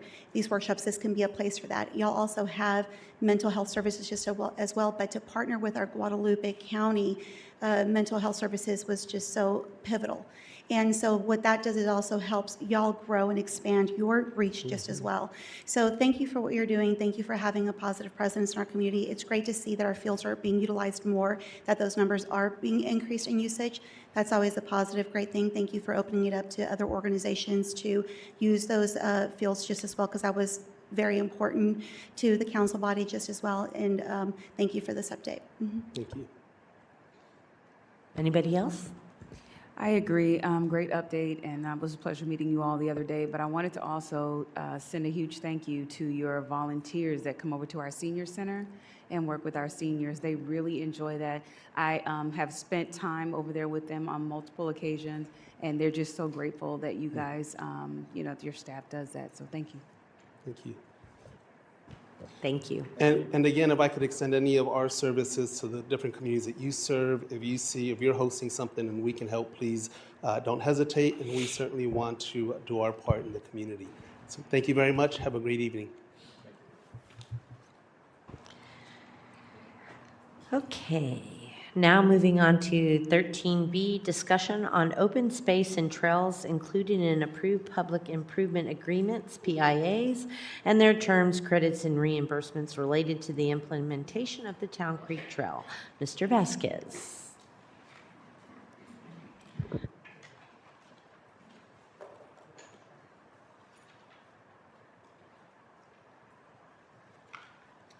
Mayor and Council, I was asked to provide a little historical information based on past projects along the Town Creek Trail. We do have limitations with the records. We don't have a really good development information system that compiles all the information we have a hybrid of paper files and some digital files and some just email files. And so we gathered what we could based on the projects that have developed over time along the Town Creek Trail, and we're here to answer any questions.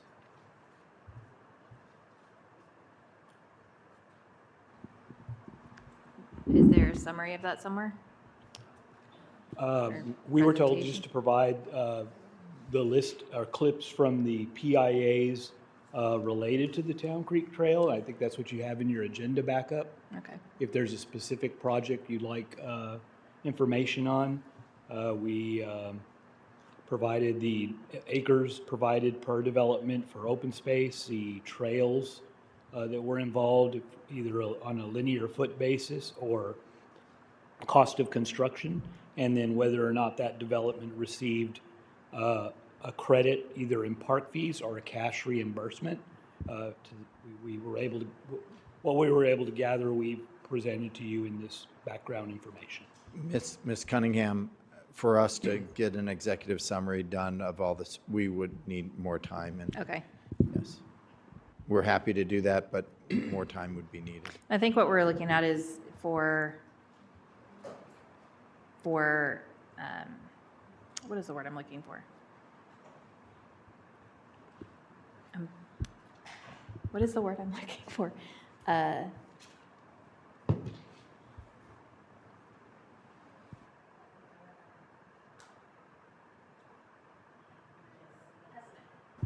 We're looking for precedent, like what we've done in the past and what we've asked from others in the past, how we've implemented it in the past, what that trade-off has been. Is it a dollar for dollar? Are we looking for land? Are we looking for a finished product?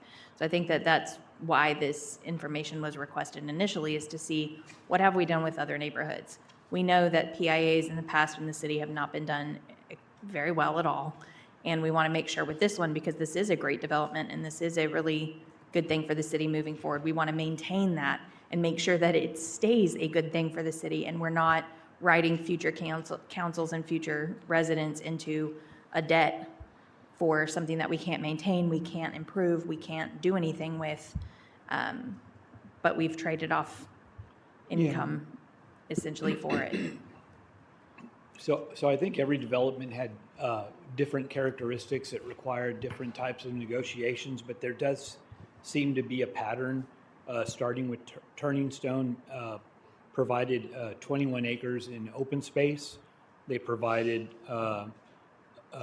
6,000 linear feet of trail at a cost of $173,000.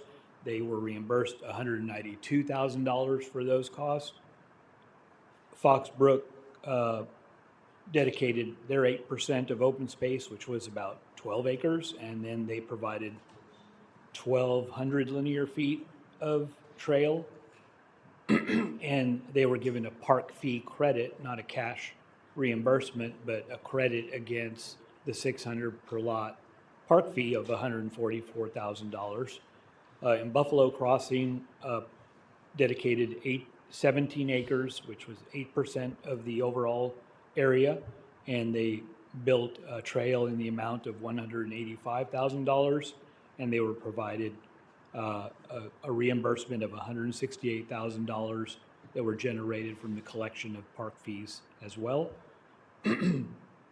Bentwood Ranch provided 8% of their total area, which was 25 acres, and constructed 32 linear feet of trails. Couldn't find anything in the documentation on whether they received a credit or a reimbursement.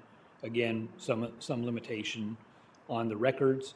And then Town Creek South did not provide a dedication and did not provide a trail. I think it was tied to that adjacent development, so that they were able to not have to construct or dedicate any improvements. HEB is different. It's the only anomaly in terms of an open space dedication and a trail construction. The HEB project was an economic development incentive agreement in exchange for HEB building a store and building the attached fulfillment center. There were tax abatements provided over a 10-year period, so they're receiving a rebate of their annual property taxes. There's also incentives provided by the EDC, and so it's a different type of agreement than the other residential-based agreements. They were constructing an 8-foot wide trail. I believe the city manager's office wanted a 10-foot wide trail, so they upgraded to the 10, and they were reimbursed for the additional 2 feet. But that project is within the context of a much larger multi-million dollar incentive package. So That's much different than the other residential. Right. So there is like a subdivision precedence of them putting in trails at Turning Stone, at Foxbrook, at Buffalo Crossing, at Wood Ranch, at Mesa Western, and at Saratoga. That's correct. That would be the precedent. And that was my concern all along. I'm happy to take parkland. I'm happy to do that.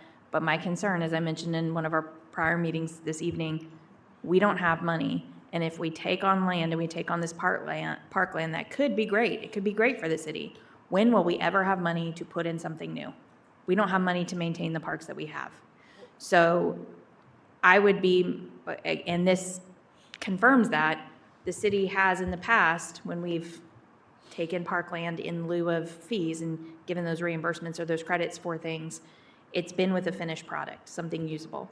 It's not just been typically green space. If it's for a trail, then they've put in the concrete pathway for us. I would be much more on board with that than just taking green space, because we don't have the funds to put in however much concrete trail that we'll need. Well, I think it's also important for council to understand that the parks that are, the park give or what have you, it doesn't meet the UDC requirements. So we are behind on the UDC requirements. And the reason this would be attractive to get and to bring in is because it is a part of the linear park, non-linear park that has purpose for us, and is a bigger feature throughout the entirety of the community. And so the initial PIA about the cost of what we would pay for the road, I didn't understand that, but I think this is a better, should help give you more clarity when you go to the developer and kind of say, this is the discussion that was had, and this is Turning Stone, 6,350 linear feet. Foxbrook, 1,200 linear feet. Buffalo Crossing, I don't know what 185K is doing in the trails. I guess they spent 185K on their trails. Do you know? It's not Buffalo Crossing. And that was 17 acres, right? So they're 8% of their entirety of the, because this is a little bit smaller, that's why it's the 9.2, right? But so I would be happy to see that trail put in there and not really get wrapped around the requirement, like the requirement of the parks could be the give for that. Like we don't have to get that, because the linear park is really what's attractive. If that, does everybody kind of agree with that? It's not necessarily about 9.2 acres of park space. It's really about the linear section. Do you agree with that, Randy? Do you think that's it's about the linear park? Mayor, if you're referring to the Schlatter Ranch development, I just want to inform the council that Shad Smid and Jeff Czar, the principal investors in the project, are here tonight, and if you want to discuss with them those terms. Well, I'm more interested in what council is thinking, what they feel is fair. Because when we didn't have a consenting council to come back, so I'm asking, I would like to know, Jeff and Randy, what your take on the parkland is. Is it, so do you think it should meet the UDC requirement? Do you think it shouldn't? Like, what is your opinion of that? I'm okay with it not. The big takeaway from this, to your point, is connecting trail system. Once that is accomplished, that's one of the things that will make Cibolo unique and an attractive draw for people. not just us, but, everyone's trying to promote more active lifestyles, getting out there, and this is something that we can offer as a city that I don't know of any other city anywhere near here that could offer that.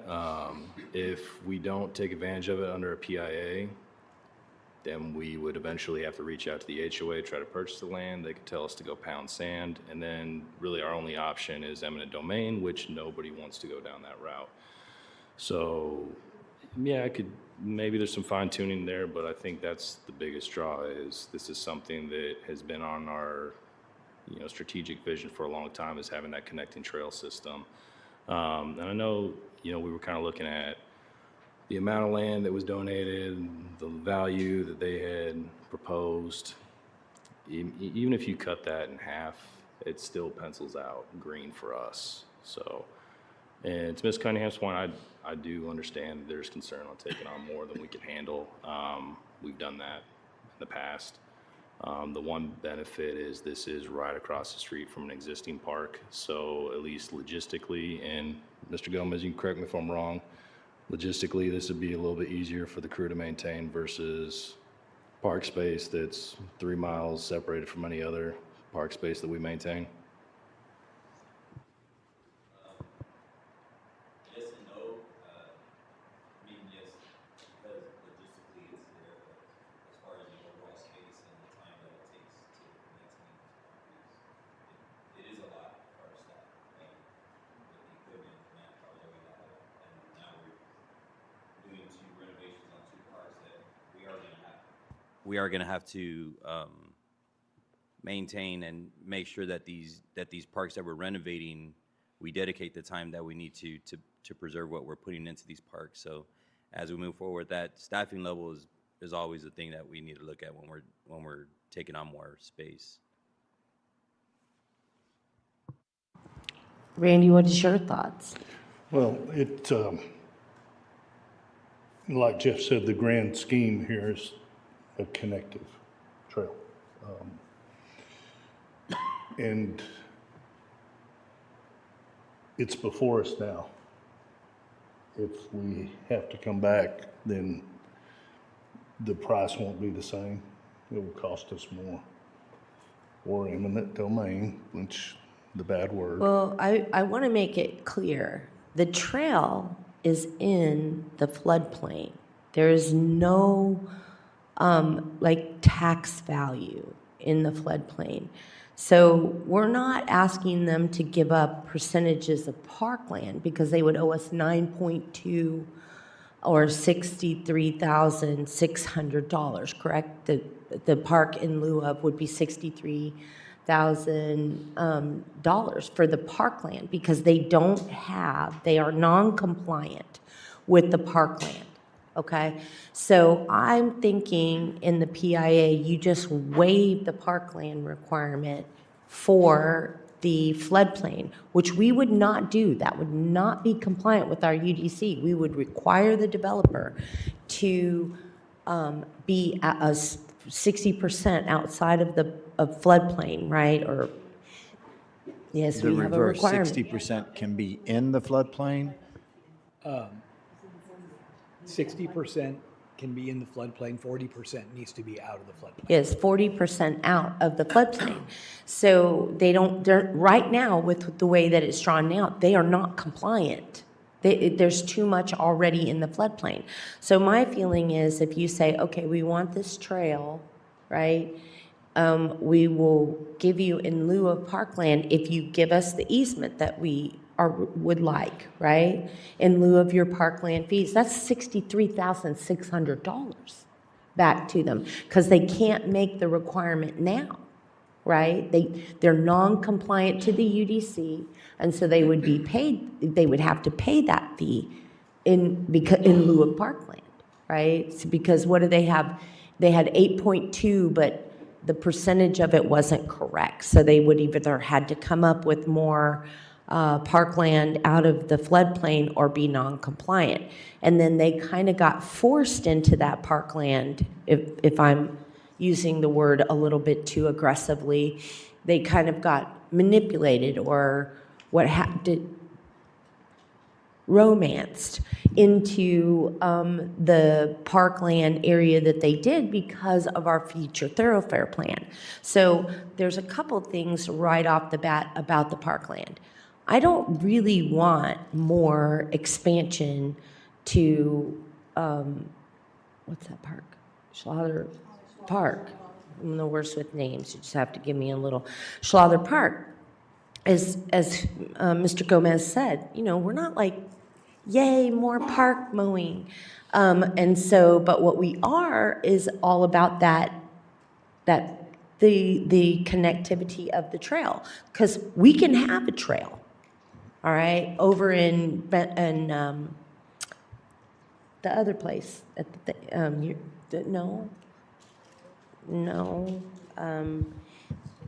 Saddle Creek. We can have another trail in Saddle Creek that's a long trail that goes by several fishing tanks. So we could have that if, like, for free. They would, like, partner with us and work with us. But in this particular case, because of this trail's connection to, what's the name of the park that it connects to? Tolly Nature Reserve. Tolly Nature Reserve. It's highly desirable for us. But by saying that, it is 100% floodplain in the floodplain, right? So, and not in non-compliant to our UDC. So $63,600 and you get your trail easement is one thing. So you're looking at 217 off of the 573 for the road. You give them 63, 60 right off the top of the trees, and then the rest of it is you put the money into building the actual trail. And you give them the credit, the tree credit, because they built the trail. That is where the developer gets the credit that they're not due for the park, but we want, right? That's a good trade. The 217, good trade for us, good trade for the developer, right? And then the trail. What do you think of that?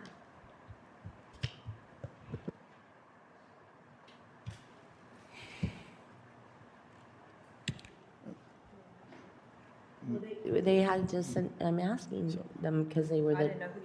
Oh, Mr. Robertson. I mean, obviously, it sounds like a good trade, but is it? I don't know. I'd have to think on that. Well, we're not taking action. Understand. I mean, that's certainly a proposal, for sure. I don't want to get lost in, we've always wanted a developer to come in with large lots. And we're hurting ourselves at this venture by going down this path. I don't know. I mean, I don't know. Mayor, I just want to point out, if council wants to shift to talking about the Shaw the Ranch PIA, we might want to close this item and open up 13C. Thank you. Want to make That's sure a good council's- idea. Okay, thank you. Okay, so we're going to move from the PIAs, although, thank you very much, Mr. Vasquez, that was helpful. And I'm going to move to 13C, the discussion direction, again, not action, so nobody has to feel under pressure this evening, on the Shaw the Ranch Residential Subdivision Public Improvement Agreement. Mr. Vasquez. Thank you. Mayor, at your last meeting, I provided an extensive PowerPoint. I don't have a presentation tonight. Mr. Schmidt and Mr. Czar are here. They're the principal investors in the project. If you want to talk to them about what they're willing to do in terms of the trail or in terms of the open space dedication, I think this is the time to talk to them and give us direction. Would you all like to bring them up? Sure. Y'all want to come up? Come on.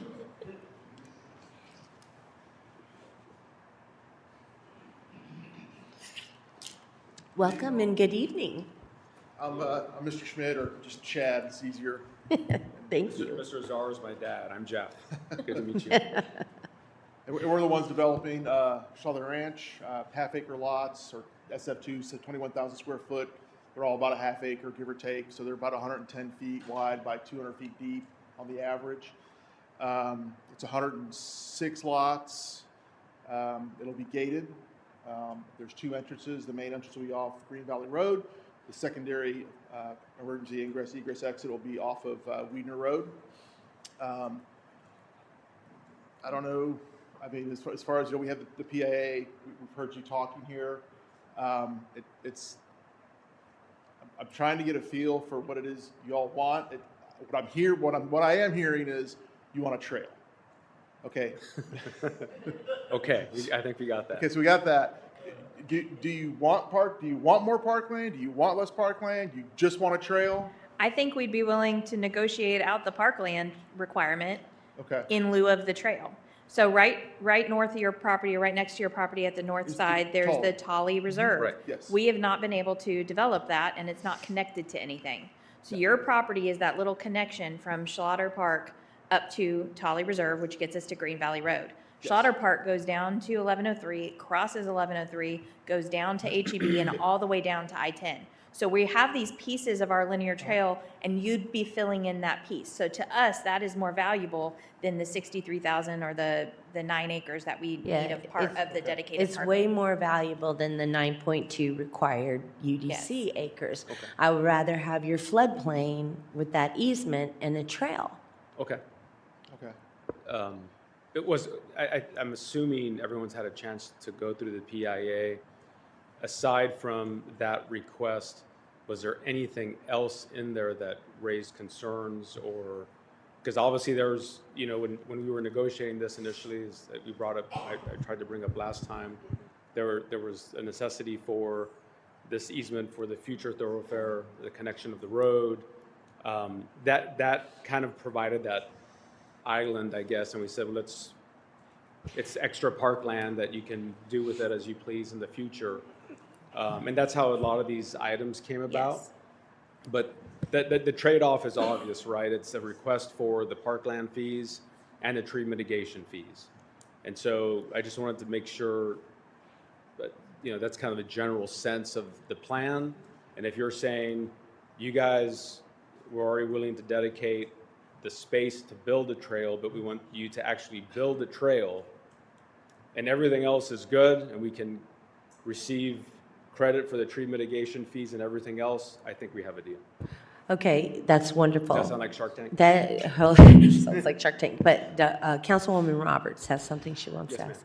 So in the floodplain, basically, where our existing parking lot is for Slaughter Park, that's our entrance. So you're basically gonna say that the city's gonna have to pay to fix this entrance that is currently there by us taking on this land, correct? Or were y'all going to perhaps kind of, okay, oh wait, she's gonna answer it. Never mind, I'm gonna go over here. Well, no, because was one of my biggest concerns, what Danetta is saying.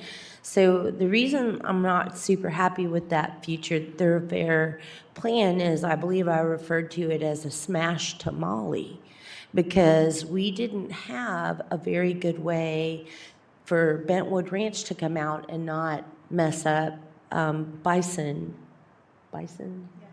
Drive or Bison whatever.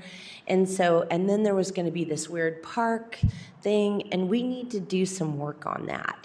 And it's going to be on us because it's our future thoroughfare plan, and it's going to be in floodplain. So I don't think it's going to really stress you out too much in the future.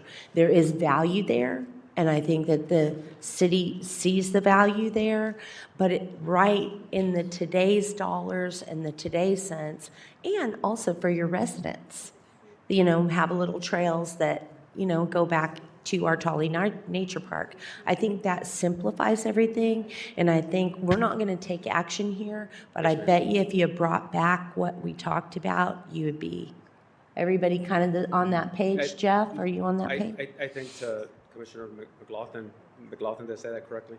I think to his point, you know, the values that were used for the exchange of the property were obviously on a finished scale based on what the appraiser did, but I think you made a valid point. If you were to cut the values in half because the continued mention of floodplain, maybe it's even less than half. I think the numbers and the dollars all still make sense in terms of the trade-off. Yeah. We just want what we want. Sure. And So, can I ask a question? Do you all still want the right-of-way, the future right-of-way for that connector road? Yes. Coming out of Bentwood Pass? You do, right? well, You want I that to mean, go- The design, just so you know too, that was based off engineering, some traffic analysis, Yeah. and that was kind of like the best path to connect. So it wasn't just kind of thrown on there. And Right. it was kind of a nice, smooth transition into We- the. And you're not Absolutely building the want it. road. Okay, You're just, good. you're not building the road. It was just an idea of how much space we would need if we eventually make that connection it's later. dedicated right of And way. that the Dedicated. connection to the park, the parking lot, all of that, we would have to deal with down the road. That's not something we have money for today. We We probably just won't have it figured in it 10 out down years. here, so we're good. Yeah. Yeah. well, So, and from our perspective, I felt like it was like a hanging Chad for y'all. Like, because we, thank you for getting that reference. Because we did not, we were talking about things that had nothing to do with what you were developing and nothing that was going to bring value to your community or the community as a whole. And I think this brings home the bacon. Right, but Madam Mayor, you make a good point about the idea from our perspective too is because of the size of the community and the half acre, we had to meet that parkland. So that was also part of the exchange. And so I think we're all speaking the Yeah. same language. Yeah, I think in this particular case, your PIA should exempt you from that because we get what we want, and we want what we That want, sounds which is the fantastic. trail system. Okay. I would say, Mr. Hines has been trying to get us to take his buggy for a while, but we needed a place to have the buggy that was weatherized and protected from the elements. So that may be something, Mr. Hines, you want to talk with him about putting in over by their property. There's that little area that they can't develop, but I was thinking about that because that would be a really good thing for your development too, to kind of tie it into the history of Cibolo. Like, you're on a ranch. There's been families here for hundreds of years. And here's a historical piece So of that. I think That's that, separate. I think that we have consensus down here, right? Do we have consensus? Okay, I got a thumbs up from Jeff. Randy, do we have the consensus that we'll send them out to?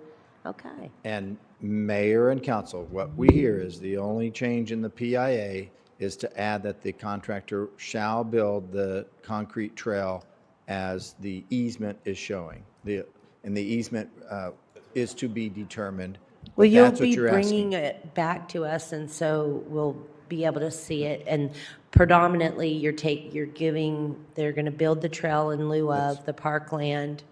Correct. I would prefer, and I don't know how the rest of y'all feel, the wider trails like at HEB. It's a 10-foot wide trail. Okay, good. That's our regional standard. It is. Okay, and the 217 trade out, all that can, yes, that's, Yeah, the only addition is clarifying that they have the obligation to construct the trail and dedicate the easement during the construction of their subdivision. We'll work Yeah, out the well, timing. I'm sure that you will have that. I don't think we need to worry about that. Yeah, I just wanted to make sure that I didn't miss any other changes. And so with that clarity, we will work with them on the language in the PIA and bring that back at your next meeting. Well, Jeff and Chad, thank you. Do you have any other comments you'd like to make? Yeah.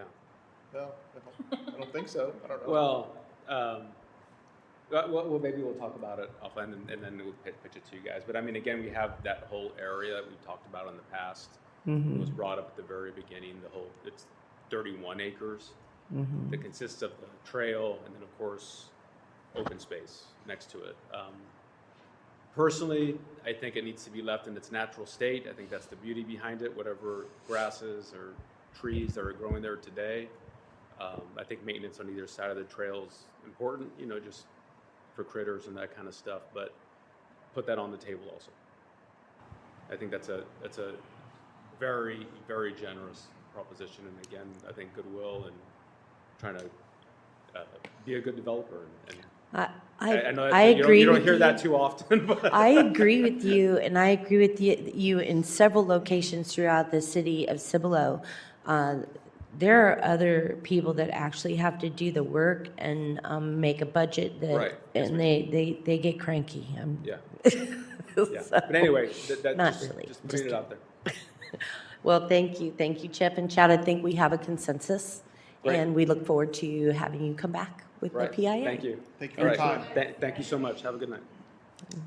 All right, moving on to 13E, discussion action on establishing a new City of Cibolo Challenge Coin and associated scholarship contest. Councilman McLaughlin. Thank you, Madam Mayor. Mr. Reed's gonna get my presentation up for me.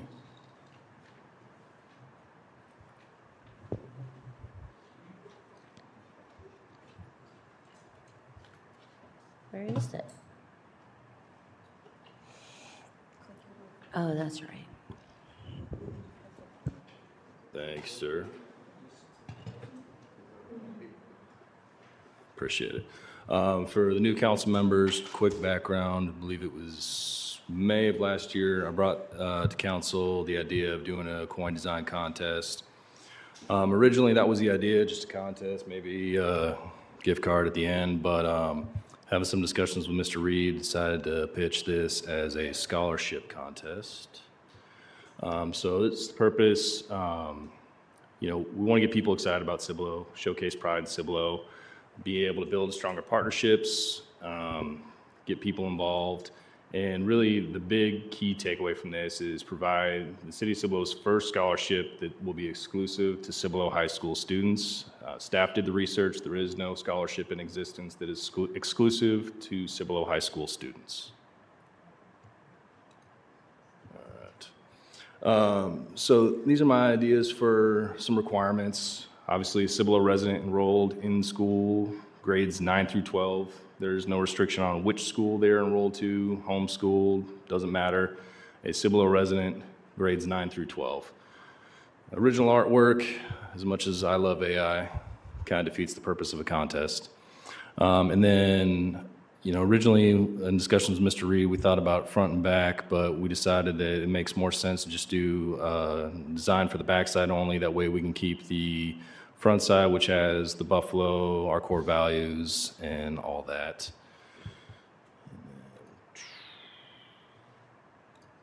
There we go.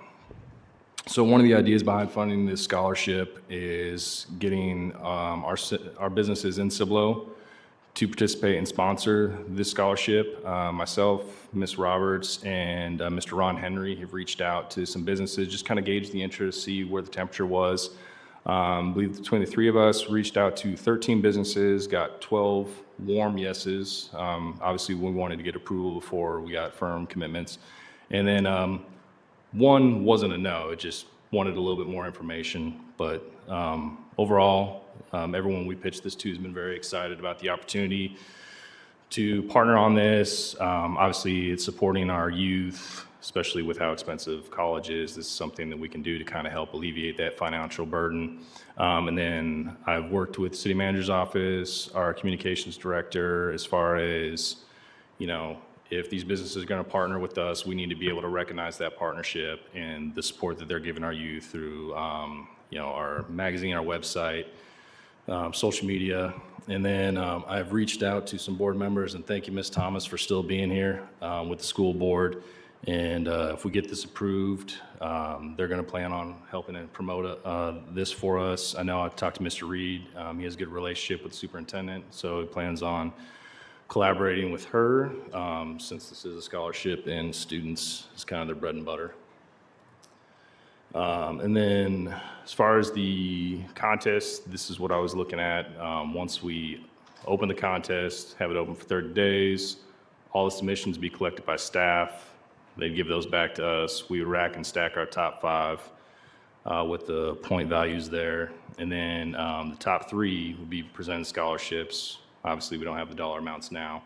And then, so second, third place, we bring them out to a council meeting, present their scholarships, and then the overall winner would be presented the scholarship, and then also the first challenge coin that they designed. at a council meeting.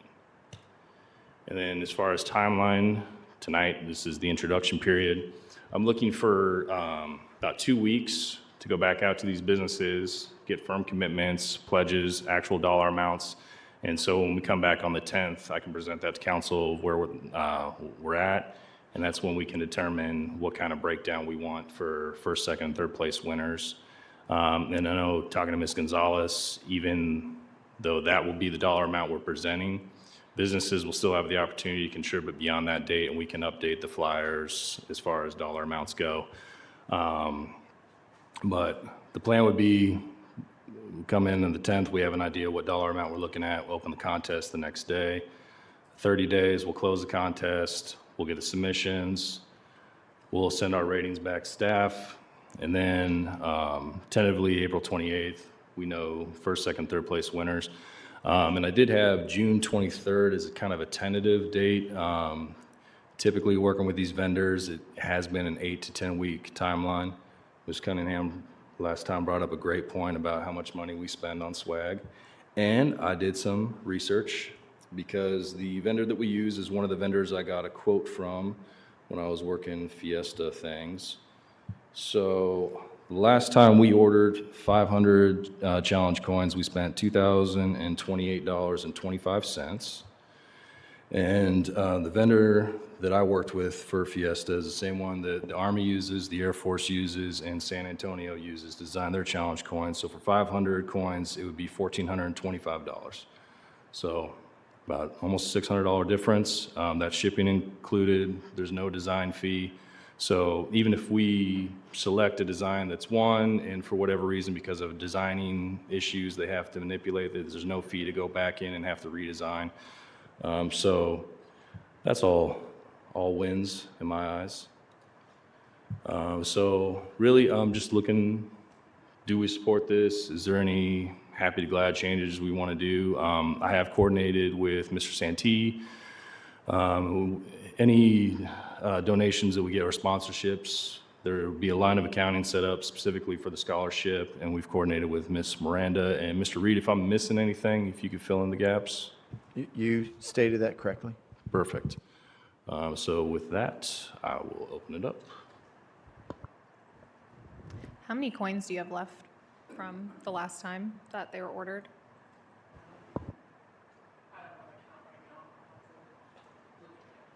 So was it 500 that was ordered last time? Like, are we saying like every year we're going to need to order 500? Is that what we go through? Or how long would that order? So if you're about to place $1,425 for 500 coins, how long does that usually last? I don't know how long. But I have a great idea to piggyback off this if we approve.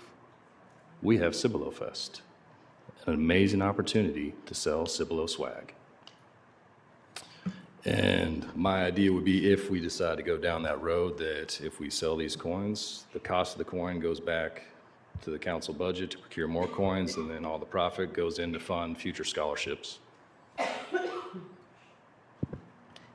Who would sell it? Us, the council? Youth council? And then would they get the money Yeah, for they youth could council? they could do a profit split, or they could use the money themselves. They did that bake sale to raise money for the That's a great the youth idea. summit, so that may be something that they could incorporate into it. It would help promote entrepreneurship. They've talked about doing a youth farmers market type thing where youth could do their own little booths and stuff. So that may be something that could be incorporated. One thing I do want to mention is, in the past, working with youth, even if it's something where they're going to get something out of it, like a scholarship, getting the information to the kids and to the teenagers is very difficult, and then getting them to apply is very difficult. I was on the board of a group that gave out $5,000 scholarships, and every year it was like pulling teeth to get people just to submit their applications. We worked with the counselors at the schools. It's very hard. So kind of be prepared for that. Add that to your little to-do list of who you would reach out to and who you would contact. I'm happy to give you my contacts. But that's been a challenge, is getting enough people to participate, because it feels really bad when you have this really great idea and you have 2 kids submit something. Sure. No, and if we go through with this, my plan would be, I don't have it scheduled because it depends on what goes right, what goes wrong, but have an after action. If there's processes that could be improved and smoothed out and go that route. I don't expect year one, if we decide to do this in the future, to be flawless. I expect there to be a lot of growing pains, to your point, which is one of the reasons why I had reached out to Ms. Thomas to get their support. Obviously, they're in a much better position to be able to communicate in the schools than we are. You could also coordinate the award of the winner and the presentation of the first, like the winning design at our last Cibolo Summer Night or at Cibolo Fest. Those are late in the summer and then early in the fall. If that June, if like the shipping for some reason ends up being longer than the 8 weeks. No, absolutely, and I'm not dead set Yeah. on June. The thought process behind that would be to be able to get them the scholarship before they go into school. But, you know, if we think down the road that, hey, this would just coincide better, I'll be honest, I got started on this a lot later than I wanted to. Being gone for 10 weeks didn't help. Ideally, I would like to start this a couple months earlier, because then we don't run into, is this the right time, and things like that. And also,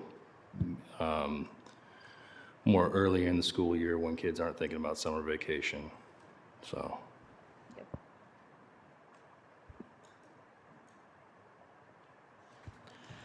I didn't realize that Cibolo did not have a scholarship fund just for Cibolo kids. And I was a little shocked whenever the research came back in. I think it's a wonderful idea to allow our businesses to help support the children or the kids, the young adults, there we go, in the high school levels to help make their future brighter as well by bringing them this scholarship possibility to attend, be it community college, a trade school, whatever they want to do to help make their future successful.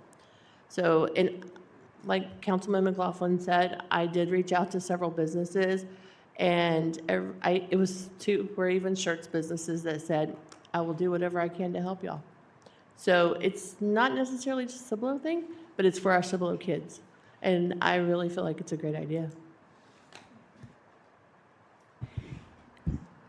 I also think it's a great idea. I think the intent behind the program and the opportunity it creates for students is a really great thing. I would just like to see if there's going to be some written scholarship policies and evaluation criteria just as well, because although it's a great idea, there's a lot that goes behind it, and wanting to make sure that it was properly structured and making sure that there is an open process that's available for all businesses to participate. That way there is no perceived preferential relationships or whatnot. That way it's fair. All businesses feel that they had the opportunity. And I did notice that it stated that maybe a 30-day window would be a good thing. Usually for things like this, maybe extending it to 45 to 60 days to give more time would really open up your participation and also give more opportunity for fairness. That way it doesn't feel like it's a tight window and people are going to say, I didn't know about it. And that way it gives you more of an opportunity to engage more businesses, give them time to learn that. But I did also have questions pertaining to when the businesses are going to be donating to the scholarship. Who's going to be facilitating all of that? I believe there was a fund or some sort that was going to be created, correct? Which department is going to be handling all of this? So there's not a separate fund. So when people make donations to the city, which has happened in the past, those funds are restricted and specifically identified for the restricted purpose for which they can be spent on. And so what Anna Miranda and her staff would do through their accounting is simply create a restricted line item that the money is deposited in. We've again coordinated with Dan Santee, very common public administration finance standard. That money would sit in that account until it is used for scholarships. That's how easy it is. And will this scholarship program be ongoing? If obviously, is it going to be an annual thing? Is it going to be every other year?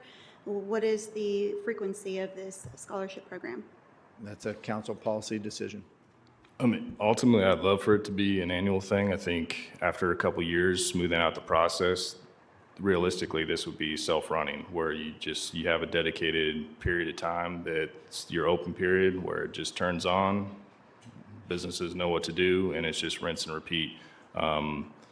I do think that obviously year one is always the roughest year with anything you try to implement. So there's going to be a lot of things that went well, didn't go well, and we'd have to iron out the process. And that's why at the conclusion of this, I would like to come back to council as kind of a debrief hot wash of lessons learned, smooth out those processes, and then if everyone's confident, then look at potentially pushing it as an annual thing.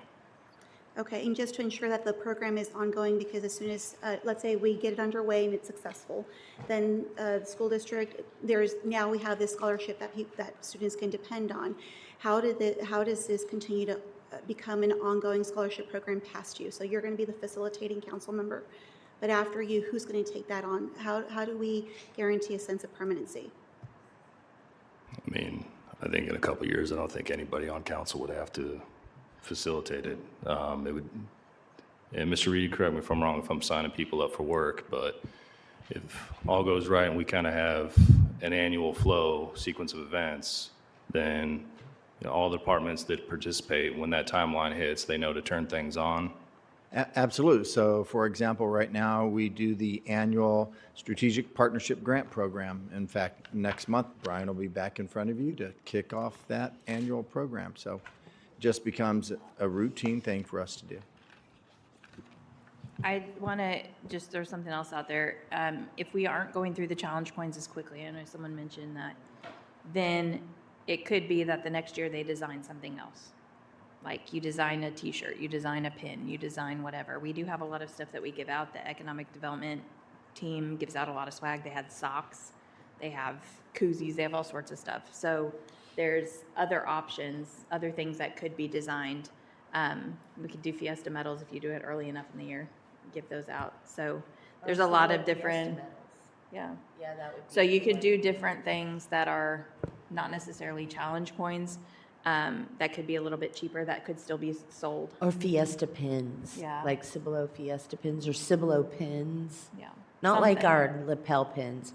Because we have to be careful with the EDC because the EDC has to brand. And they have an image and a marketing whatever story to tell. But Fiesta coins I like, or not Fiesta, the little things with the pins and the ribbons, the medals. Yeah, those are That's also something after your first year, you could propose to bring this to youth council and get their feedback on what the item should be. That Like could what be- do kids their age want? That could actually be a transferred youth council Yes. process. Absolutely. Yeah. Like you get it up and running and get the businesses excited about it. We do the first year where it works well, then it's like a halfway transfer over to whoever takes ownership of it, and then from there, it becomes sustainable. I like this idea. It's kind of a youth council idea without the youth council idea. Well, and it's a good smash up. It's a good, And it, yeah, and exposes them to business, sponsorships, and yeah, good job. Okay, so that is, So just, Ms. Sanchez-Stevens, you mentioned the period window for the competition. I'm not hard fast on 30 days. I was just kind of looking at a general timeline of trying to squeeze this in before summer really took off. But if, I'm fine with opening it up to 45 days. I agree to your point that does give people a little more time. And then when I made this presentation, I was working on an 8 to 10 week timeline. My guy here, the vendor of metals, if we decide to go with a different vendor, anything ordered after March 2nd, because now we're out of Fiesta season, is about a 5-week window. So even if we extend the competition period, it would push some of the other dates back, but we still theoretically should be able to squeeze everything in within that June, I think it was 23rd timeline. I think that's a great idea, but I want to ask our city attorney something. So we were talking about the youth council and the youth council, this is tied to the coins, I promise, the youth council policies. And we talked about how youth council isn't tied to TOMA, right? Because they're an advisory, they're not really doing anything. That's correct. So I have a question for you. If we take this coin idea, we're getting ready on the next agenda item to form a subcommittee for this youth council. And I have a councilman who wants to bring, can we get together and talk about our youth council without violating TOMA? Okay, so what do you mean? Can you Like get the to- coin and everything with the kids. Yes, can you pull the youth council together to talk to them about the coin? Is that what Yeah, you're well, asking? if there's more than 4 council members, or can we just post that there might? Oh, yeah, no, we don't want to, so even if a committee would, you can't have a quorum of a council in that situation because it's a matter that is within the purview of the council and has come before the council. So that aspect you can't get around, if that's what you're asking, if I'm understanding the question. I just want to say, like, as we get ready to do the next one, that just a little bit more aware of what's happening and make sure we're circling back to check with you. I just have one more question. So when it comes to the youth, since the participants are going to be 9th through 12th grade, and it's for scholarships for school, if it's a 9th grader who wins, how will they make use of that scholarship, the scholarship funds? 9th or 10th grader? You're going to hold on to it until they go to school. Who will follow that? Does the city hold on to it, or how does that work?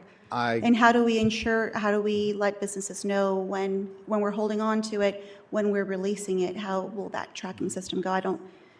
With all transparency and. Yeah, great question. I think we can always, once scholarships are handed out, let the businesses know that donated towards the fund, that their money has been given to this child or this child.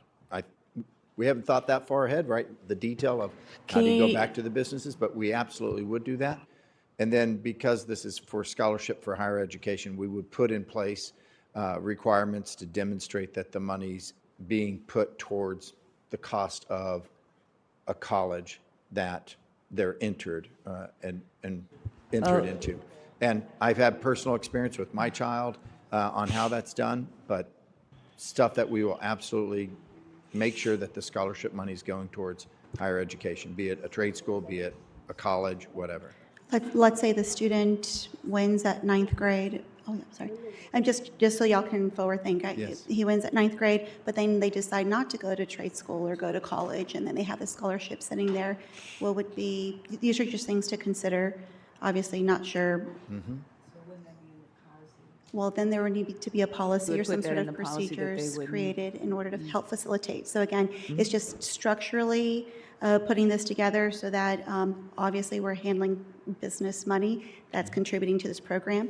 And we definitely want to dot our I's and cross our T's and be very, And all that. fiduciary responsible. Just have a question. You ask great questions, you make great statements, and I completely agree. And Is there- the scholarship program would be set up with our city attorney's eyes all over it to ensure that we're doing all the things that you're saying. We simply haven't gone that far because until this was presented, clearly that would be getting the cart before the horse. So is there a way to open up the scholarship opportunities maybe to just juniors and seniors so you're not holding on to money for 3 years? Jeff, I mean, there's a lot of scholarship programs that are like that, so I'm just wondering. I mean, if that's the direction council wants to go, I just thought about opening it up to all Cibolo High School students. Councilwoman Patterson?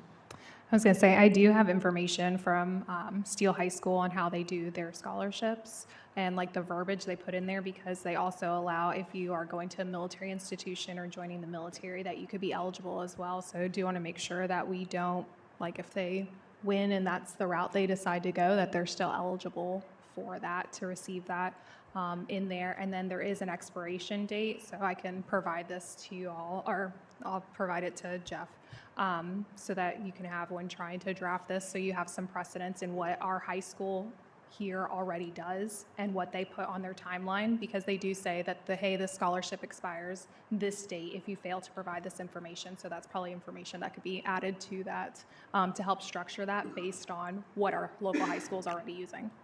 All policy, good. That's good. Okay, I think, what action would you feel, Jeff, that we would move forward with?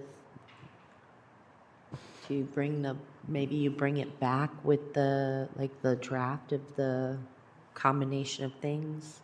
So I can work with the city manager and city attorney's office to do all that. If I get the green light to at least officially Yes. present this to businesses and then start that process, and then I can work with our city staff on fine tuning some of the things that were brought up here tonight, because was it the March 10th meeting was the meeting I planned on advertising this is how much we were able to collect.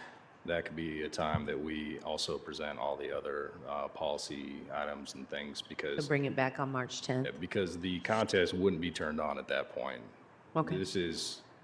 I want the green light to go solicit and then come back to council with this is how much we've got. And then we can fine tune all the details, because at that meeting, I would be looking to get approval to turn the contest live. Okay, so March 10th is when you would bring it back? Projected. Okay, so Barring tonight weather. the action would be to green light for you to publicize to the donors. Well, to solicit businesses. To And you're just asking for, yes, you will participate, correct? You're not asking for funds, right? No, I am asking. Just how much would you be able to? Yes. Okay. And then, okay, so the motion for the action would be go out and solicit motion to approve soliciting participation in the Cibolo Scholarship, which will be brought back with its rules and regulations at the March 10th meeting. Yes. Can So I make the motion? I make a motion to approve the soliciting for the scholarship program from businesses and bringing this back at a future meeting with the rules and requirements. I second that. Have a motion and a second?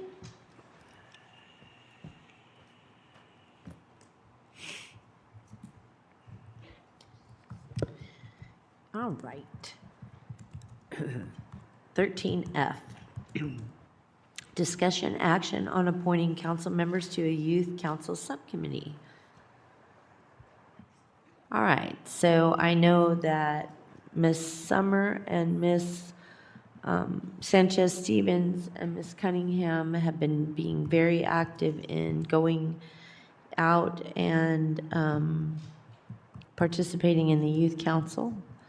And so I wanted to see if I had a motion for that. So this, just to give you a little bit of background, when we went to the youth summit, the three of us were there, and it became pretty obvious that in our situation with our youth council, we probably need to take a little bit more of an active role in order to get things up and running the way that other councils are running, to help have help have more of a council buy-in and movement, like that kind of, I don't know how to word it properly, but more of that council oomph behind it to get things moving and support everything that goes into that to help everything keep moving for the youth council. They have a lot of really good ideas. Some of the other youth councils are doing conferences, they're doing volunteer events, they're doing lots of things that we have one staff member running youth council, and we have the city secretary who sits in the meetings as well, but isn't really like running the meeting. And then we have a parent volunteer.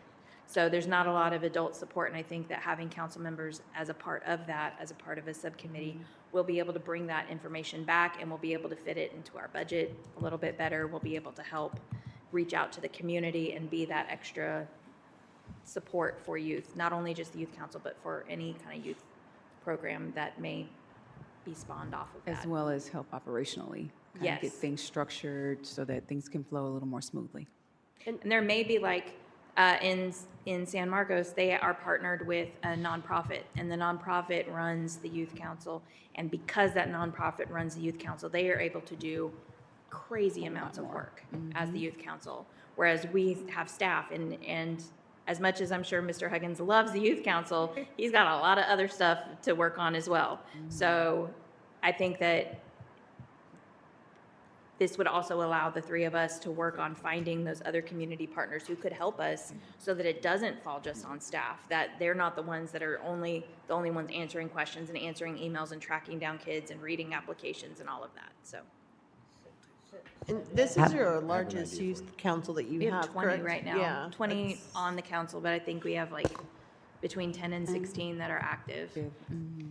So can I make a motion to have Councilwoman Cunningham, Councilwoman Sanchez Stevens, and Councilwoman Brown as a subcommittee for the youth council? I'll second. I have a motion and a second.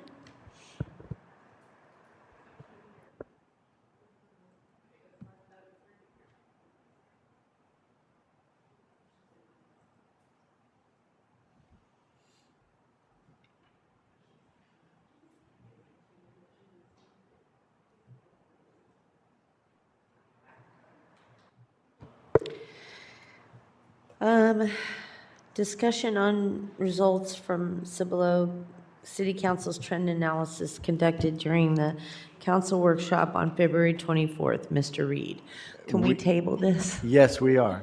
You took the words out of my mouth. Thank you. We will bring it back next council meeting. Yes, we'll talk about it in agenda review if there's an Okay. opportunity to do it. And so, Mayor and Council, you have an additional 2 weeks to look at all the information I prepared and put in your packet. I certainly hope you take the time to do that. I did print out the 2025 trend analysis tonight, so I'm going to just pass that out to you after the meeting's done. Oh, wonderful. And It's in the packet, but, you know. I just- You have the annual report also. Yes. And that is inspirational. Okay, now, do I need a motion to table it, or can I just table it? You can just move on. Okie dokie. Discussion on items the city council would like to see on future agendas. Really quickly, I would like, I did. I'm sorry, 13H. It's getting late, my eyes are blurry. Discussion for council members that have attended seminars, events, or meetings. Mr. McLaughlin. Councilman Roberts. I attended the Guadalupe Growth Summit, the iCode ribbon cutting, the chamber luncheon, and the Old Town Master Plan meeting. Fantastic.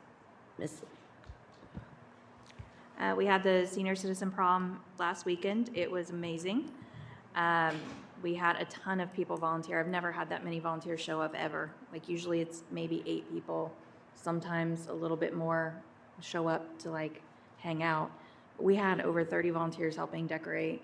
Tons of people showed up to help like serve food and stuff. It was really, really, really wonderful.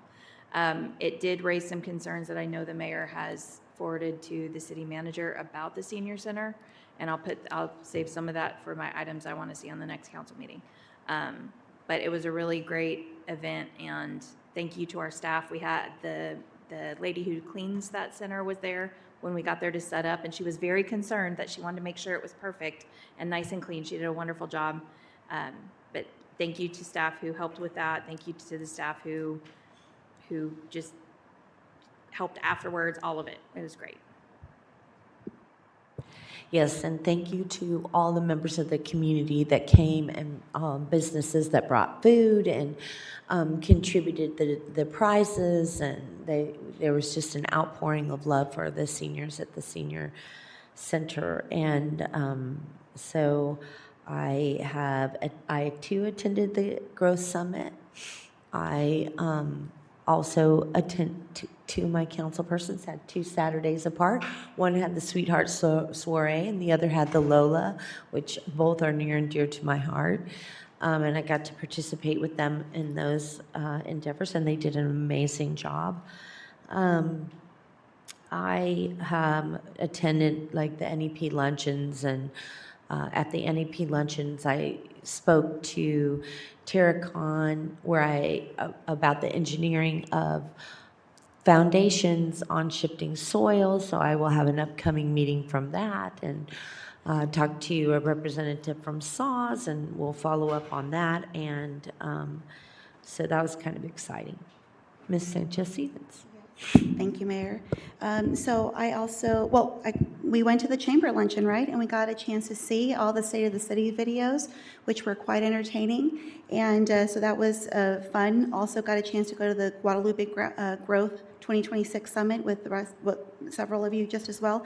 I really enjoyed in that particular summit, just really what they expanded on in terms of the workforce development that they are focusing on with education partnerships. I know for one, even in Bexar County, they're focusing on economic development with technical trade and doing that through local community colleges, which we have a Texas state extension there in New Braunfels. So they're going to utilize that component to help with the commercial, industrial, economic growth that is coming into our region. So there was a lot there talked about roadway expansions, connectivity from TxDOT, different roads throughout Guadalupe County, Comal County. So all that was very important. Also, they discussed a little bit of what the trail system would look like, from Austin coming all the way down to San Antonio. So it was very thorough. There was a lot of information. It was an opportunity for a lot of stakeholders to get together, from elected officials, developers, public works, city staff from all of the cities, and got to see a panel, which Mr. Reed was part of that panel with the rest of other city managers just as well, to give insight of each city and how they've been managing their commercial and residential growth. Also had an opportunity to go to 2 ribbon cuttings, Taylor & Taylor Solutions, Cibolo residents, and we went to the Chamber in Shirts, their location, to celebrate them. They are a dumpster solution company, which we're excited. They're 6 months in going in strong, and also we're able to go to iCode ribbon cutting. They're on I-35. It's under new management, and we're looking forward to what they have to offer under that new management. Thank you. Sorry, thank you, Mayor. I just want to thank Councilwoman Sanchez-Stevens as well as Councilwoman Brown for the time that they took to do the interview committees. I think we learned quite a bit of what we can update moving forward with additional applicants, and how we can bring that and make it better for the council. I also had the pleasure of meeting the police chief from Converse, who had a lot to say about our wonderful police chief over there. And then I attended the Guadalupe County Growth Summit as well. And there was, like Ms. Sanchez-Stevens said, there was a lot of really good information that came from that. We did have our Lola event for caregivers this past Saturday, and I just want to let everybody know there is another Lola event that's going on at the Grange this Saturday, where they're doing a virtual tour with dementia goggles. So it'll give you the opportunity to actually see what someone with dementia has to struggle with on a day-to-day basis.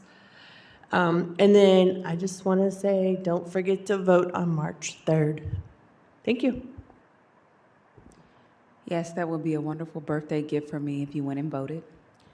Like my fellow council people stated, lots of committee work in the past 2 weeks. It was great. I enjoyed getting to know you ladies even more and spending time with you and helping make what I believe was great decisions and recommendations. So I attended the chamber luncheon, State of the City, like Norma kind of stole everybody's thunder a few minutes ago. But, but I really enjoyed listening to what's to come with the roads in the surrounding areas as we commute from city to city. I'm really excited about the growth. Excited and a little scared about more delays. But anyway, also, I wanted to mention the 28th of March, Spirit-Filled Church right here in Cibolo is having an event. It's called Spring Breakthrough Event. It's going to be on the 28th from 10 to 2 at 929 Gulf Street, Suite 127. It's going to be a great event, you guys. There'll be free food, clothing, medical booths, fitness services, and haircuts. And I think all of it's free. I think so. Don't hold me to that. But also, I look forward to 4 through 6 March. We're going to go to Houston for a TML event, and also did some TML work too. but and that's me. That's what I've done. Fantastic. Okay, now moving on. 13I, discussion on items the city council would like to see on future agendas. So just real briefly, one of the things that the mayor does is they run the agenda. And in the upcoming months, to get to know all of the council members better and for them to get to see who, how, and, just different things that we do, right? Like we all do different things. I wanted to open it up to, each of the council members so that they could go through an agenda review if they so choose. You don't have to, obviously. And so, because you're number one, Councilman McLaughlin, I will open up this coming agenda review to work with you on that, if you're capable or would be willing. Thank you. All right. It'll be him and me. All right, Ms. Cunningham, you said you had something you wanted to put on the future? I don't mind. Oh, no, because I can only do one at a time. And then next would, Randy and I have done it. No, but I then, didn't know if you wanted to go down the road with the items. oh, well, I'm okay with that. Okay, so I am requesting on a future agenda, it does not have to be the next meeting because I won't be here, but a future agenda that it comes to us what we are providing in these rentals, not just the space, but when a facility or something is rented, what does that include? In the rental agreement for the senior center, for example, it gave a whole list of things that we had to do. We had to take out all the trash, replace the trash bags. We had to sweep and spot mop. There were no supplies for any of that. There was no broom. There was no mop. There were no extra trash bags. There was no Wi-Fi available. I know the building is still being wired for Wi-Fi, but the only person with a hotspot was Stephanie, and she just happened to be there for part of it. But we did not know that prior to renting, and the DJ needed Wi-Fi in order to run his booth. And so that could have been really bad had Kara not been there with her hotspot too. We didn't have the key to the front door to unlock it fully, so we had to have it propped open all day, and it kept raining intermittently, and that became a problem with water getting into that front foyer with a lot of seniors with walkers, and we did have one fall this year, only one, she wasn't hurt, but that becomes an issue as well. The TVs also don't work from what I've been told from people who attend the senior center. They're having the fitness instructors and people are having to log into the TVs themselves using their own accounts for Netflix, for YouTube, and things like that. That part has not been set up for anyone yet at the senior center. So not only the rental side, like if we're gonna require that they sweep, we need to provide a broom. I don't think when I'm going to do a party and event center, I'm not gonna pack a broom and a mop because I have to clean up after. I will use what's there, but that does make it very difficult when there's not the supplies there. But also separately from that, I would like to make sure that our facilities and our groups have what they need. The senior center, as someone spoke earlier, Stephanie does a ton for that senior center. We totally underpay her for what she does. We definitely need at least a part-time staff to help her out because we have just as many people at our senior center as they do in shirts. So we need help with the seniors. I want to see what we can do moving forward with the senior center, especially in our budget. It's always been kind of pushed down the list. We need to maybe fund that a little bit more, but they need the supplies that they need. They need to be able to have a Wi-Fi thing, a hotspot that's not taped together and going on prayers. They need Wi-Fi in the they need like Wi-Fi in the building. They need access to those TVs. They need what they need in order to run that center properly for the seniors that are there. Those are my two main issues, but along with that senior center facility issue, it does make me question, do all of our sites have what they need? In the past, I've gotten things from the animal shelter. I haven't in the last few months, but the animal shelter hasn't had basic things that they've needed in the past. There's been other groups that have come forward and said, hey, did you know that we don't have XYZ? And when I've brought that up, it's been fixed quickly, but I'd like to make sure that we are constantly reviewing that, making sure that everyone has what they need. If you don't have your tools, we cannot expect you to do your job well. Nobody that we hire comes into Cibolo and is like, I want to do a crappy job. every person we hire is high quality. They want to do the job well. They want to help the citizens of Cibolo, but they cannot do their job well if we're not giving them the tools that they need. So I just want to make sure that we have a good grasp on what each department needs, what each facility needs, but specifically the senior center, because that's the one that I personally witnessed. And Ms. Cunningham, thank you. I want to distinguish where there are employees at work every day, be it Monday through Friday or every day because it's public safety. We have a facilities request email that makes it super easy for you to log in and say, I need toilet paper. Lourdes or Grace, our two custodians, would be receiving that request and then making sure we get that.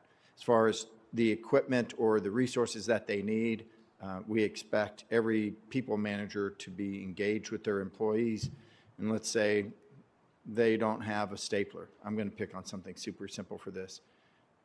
You know, it's incumbent on an employee to speak up and ask their supervisor. That supervisor should immediately go. I'm looking at 2 department heads and executive director to ask the department head, hey, they don't have staplers. These gentlemen over here, or my other directors, they would immediately get that. So now when it comes to the senior center, I absolutely need to learn more about that, and I'll be making sure that Brian and Julio and Margarita I will are be engaged. happy to send you an email. And I will be happy to sit down with you and give you some ideas about how, what I think might be helpful. So I'm just separating the 2 buckets here. One is Yeah. where employees work, we have things in place that should be working. But if an employee doesn't speak up, I'll just have to say this, and they come to you, an elected official, you have to steer them back and say, did you actually make this request? Did you put it in writing? When it comes to senior program, I want to work with you because I want to make sure that we address these issues. I will say that when things have come to me, I have steered them back to staff. Thank you. A lot of times the response that I've gotten over the years is I have talked to these 5 people and nothing's happened. So they don't usually come running to us first. It's usually like when we are there for the prom and where's the Wi-Fi? And- Things like that. This is not supposed to be a discussion. I've let this go Sorry. for over 5 minutes. It's items for future agendas. Let's just put it on a future agenda. Yes, sir. Then have this discussion. My apologies. Okay. Anybody else for something for future agenda? I'll email either Mr. Reed, yourself, or Valerie if I have anything. Thank you. Thank you. Anybody else? You good? Okay. So discussion action on the review and confirmation of all upcoming meetings, special meetings, and workshops, and special scheduling the time, date, and place of additional meetings, special meetings or workshops. Ms. Valerie. There's nothing unusual out of the ordinary that's not on your calendar that I can think of at this time. If anything comes up, I'll make sure we email you guys. Thank you. And 14? Motion to adjourn. Second.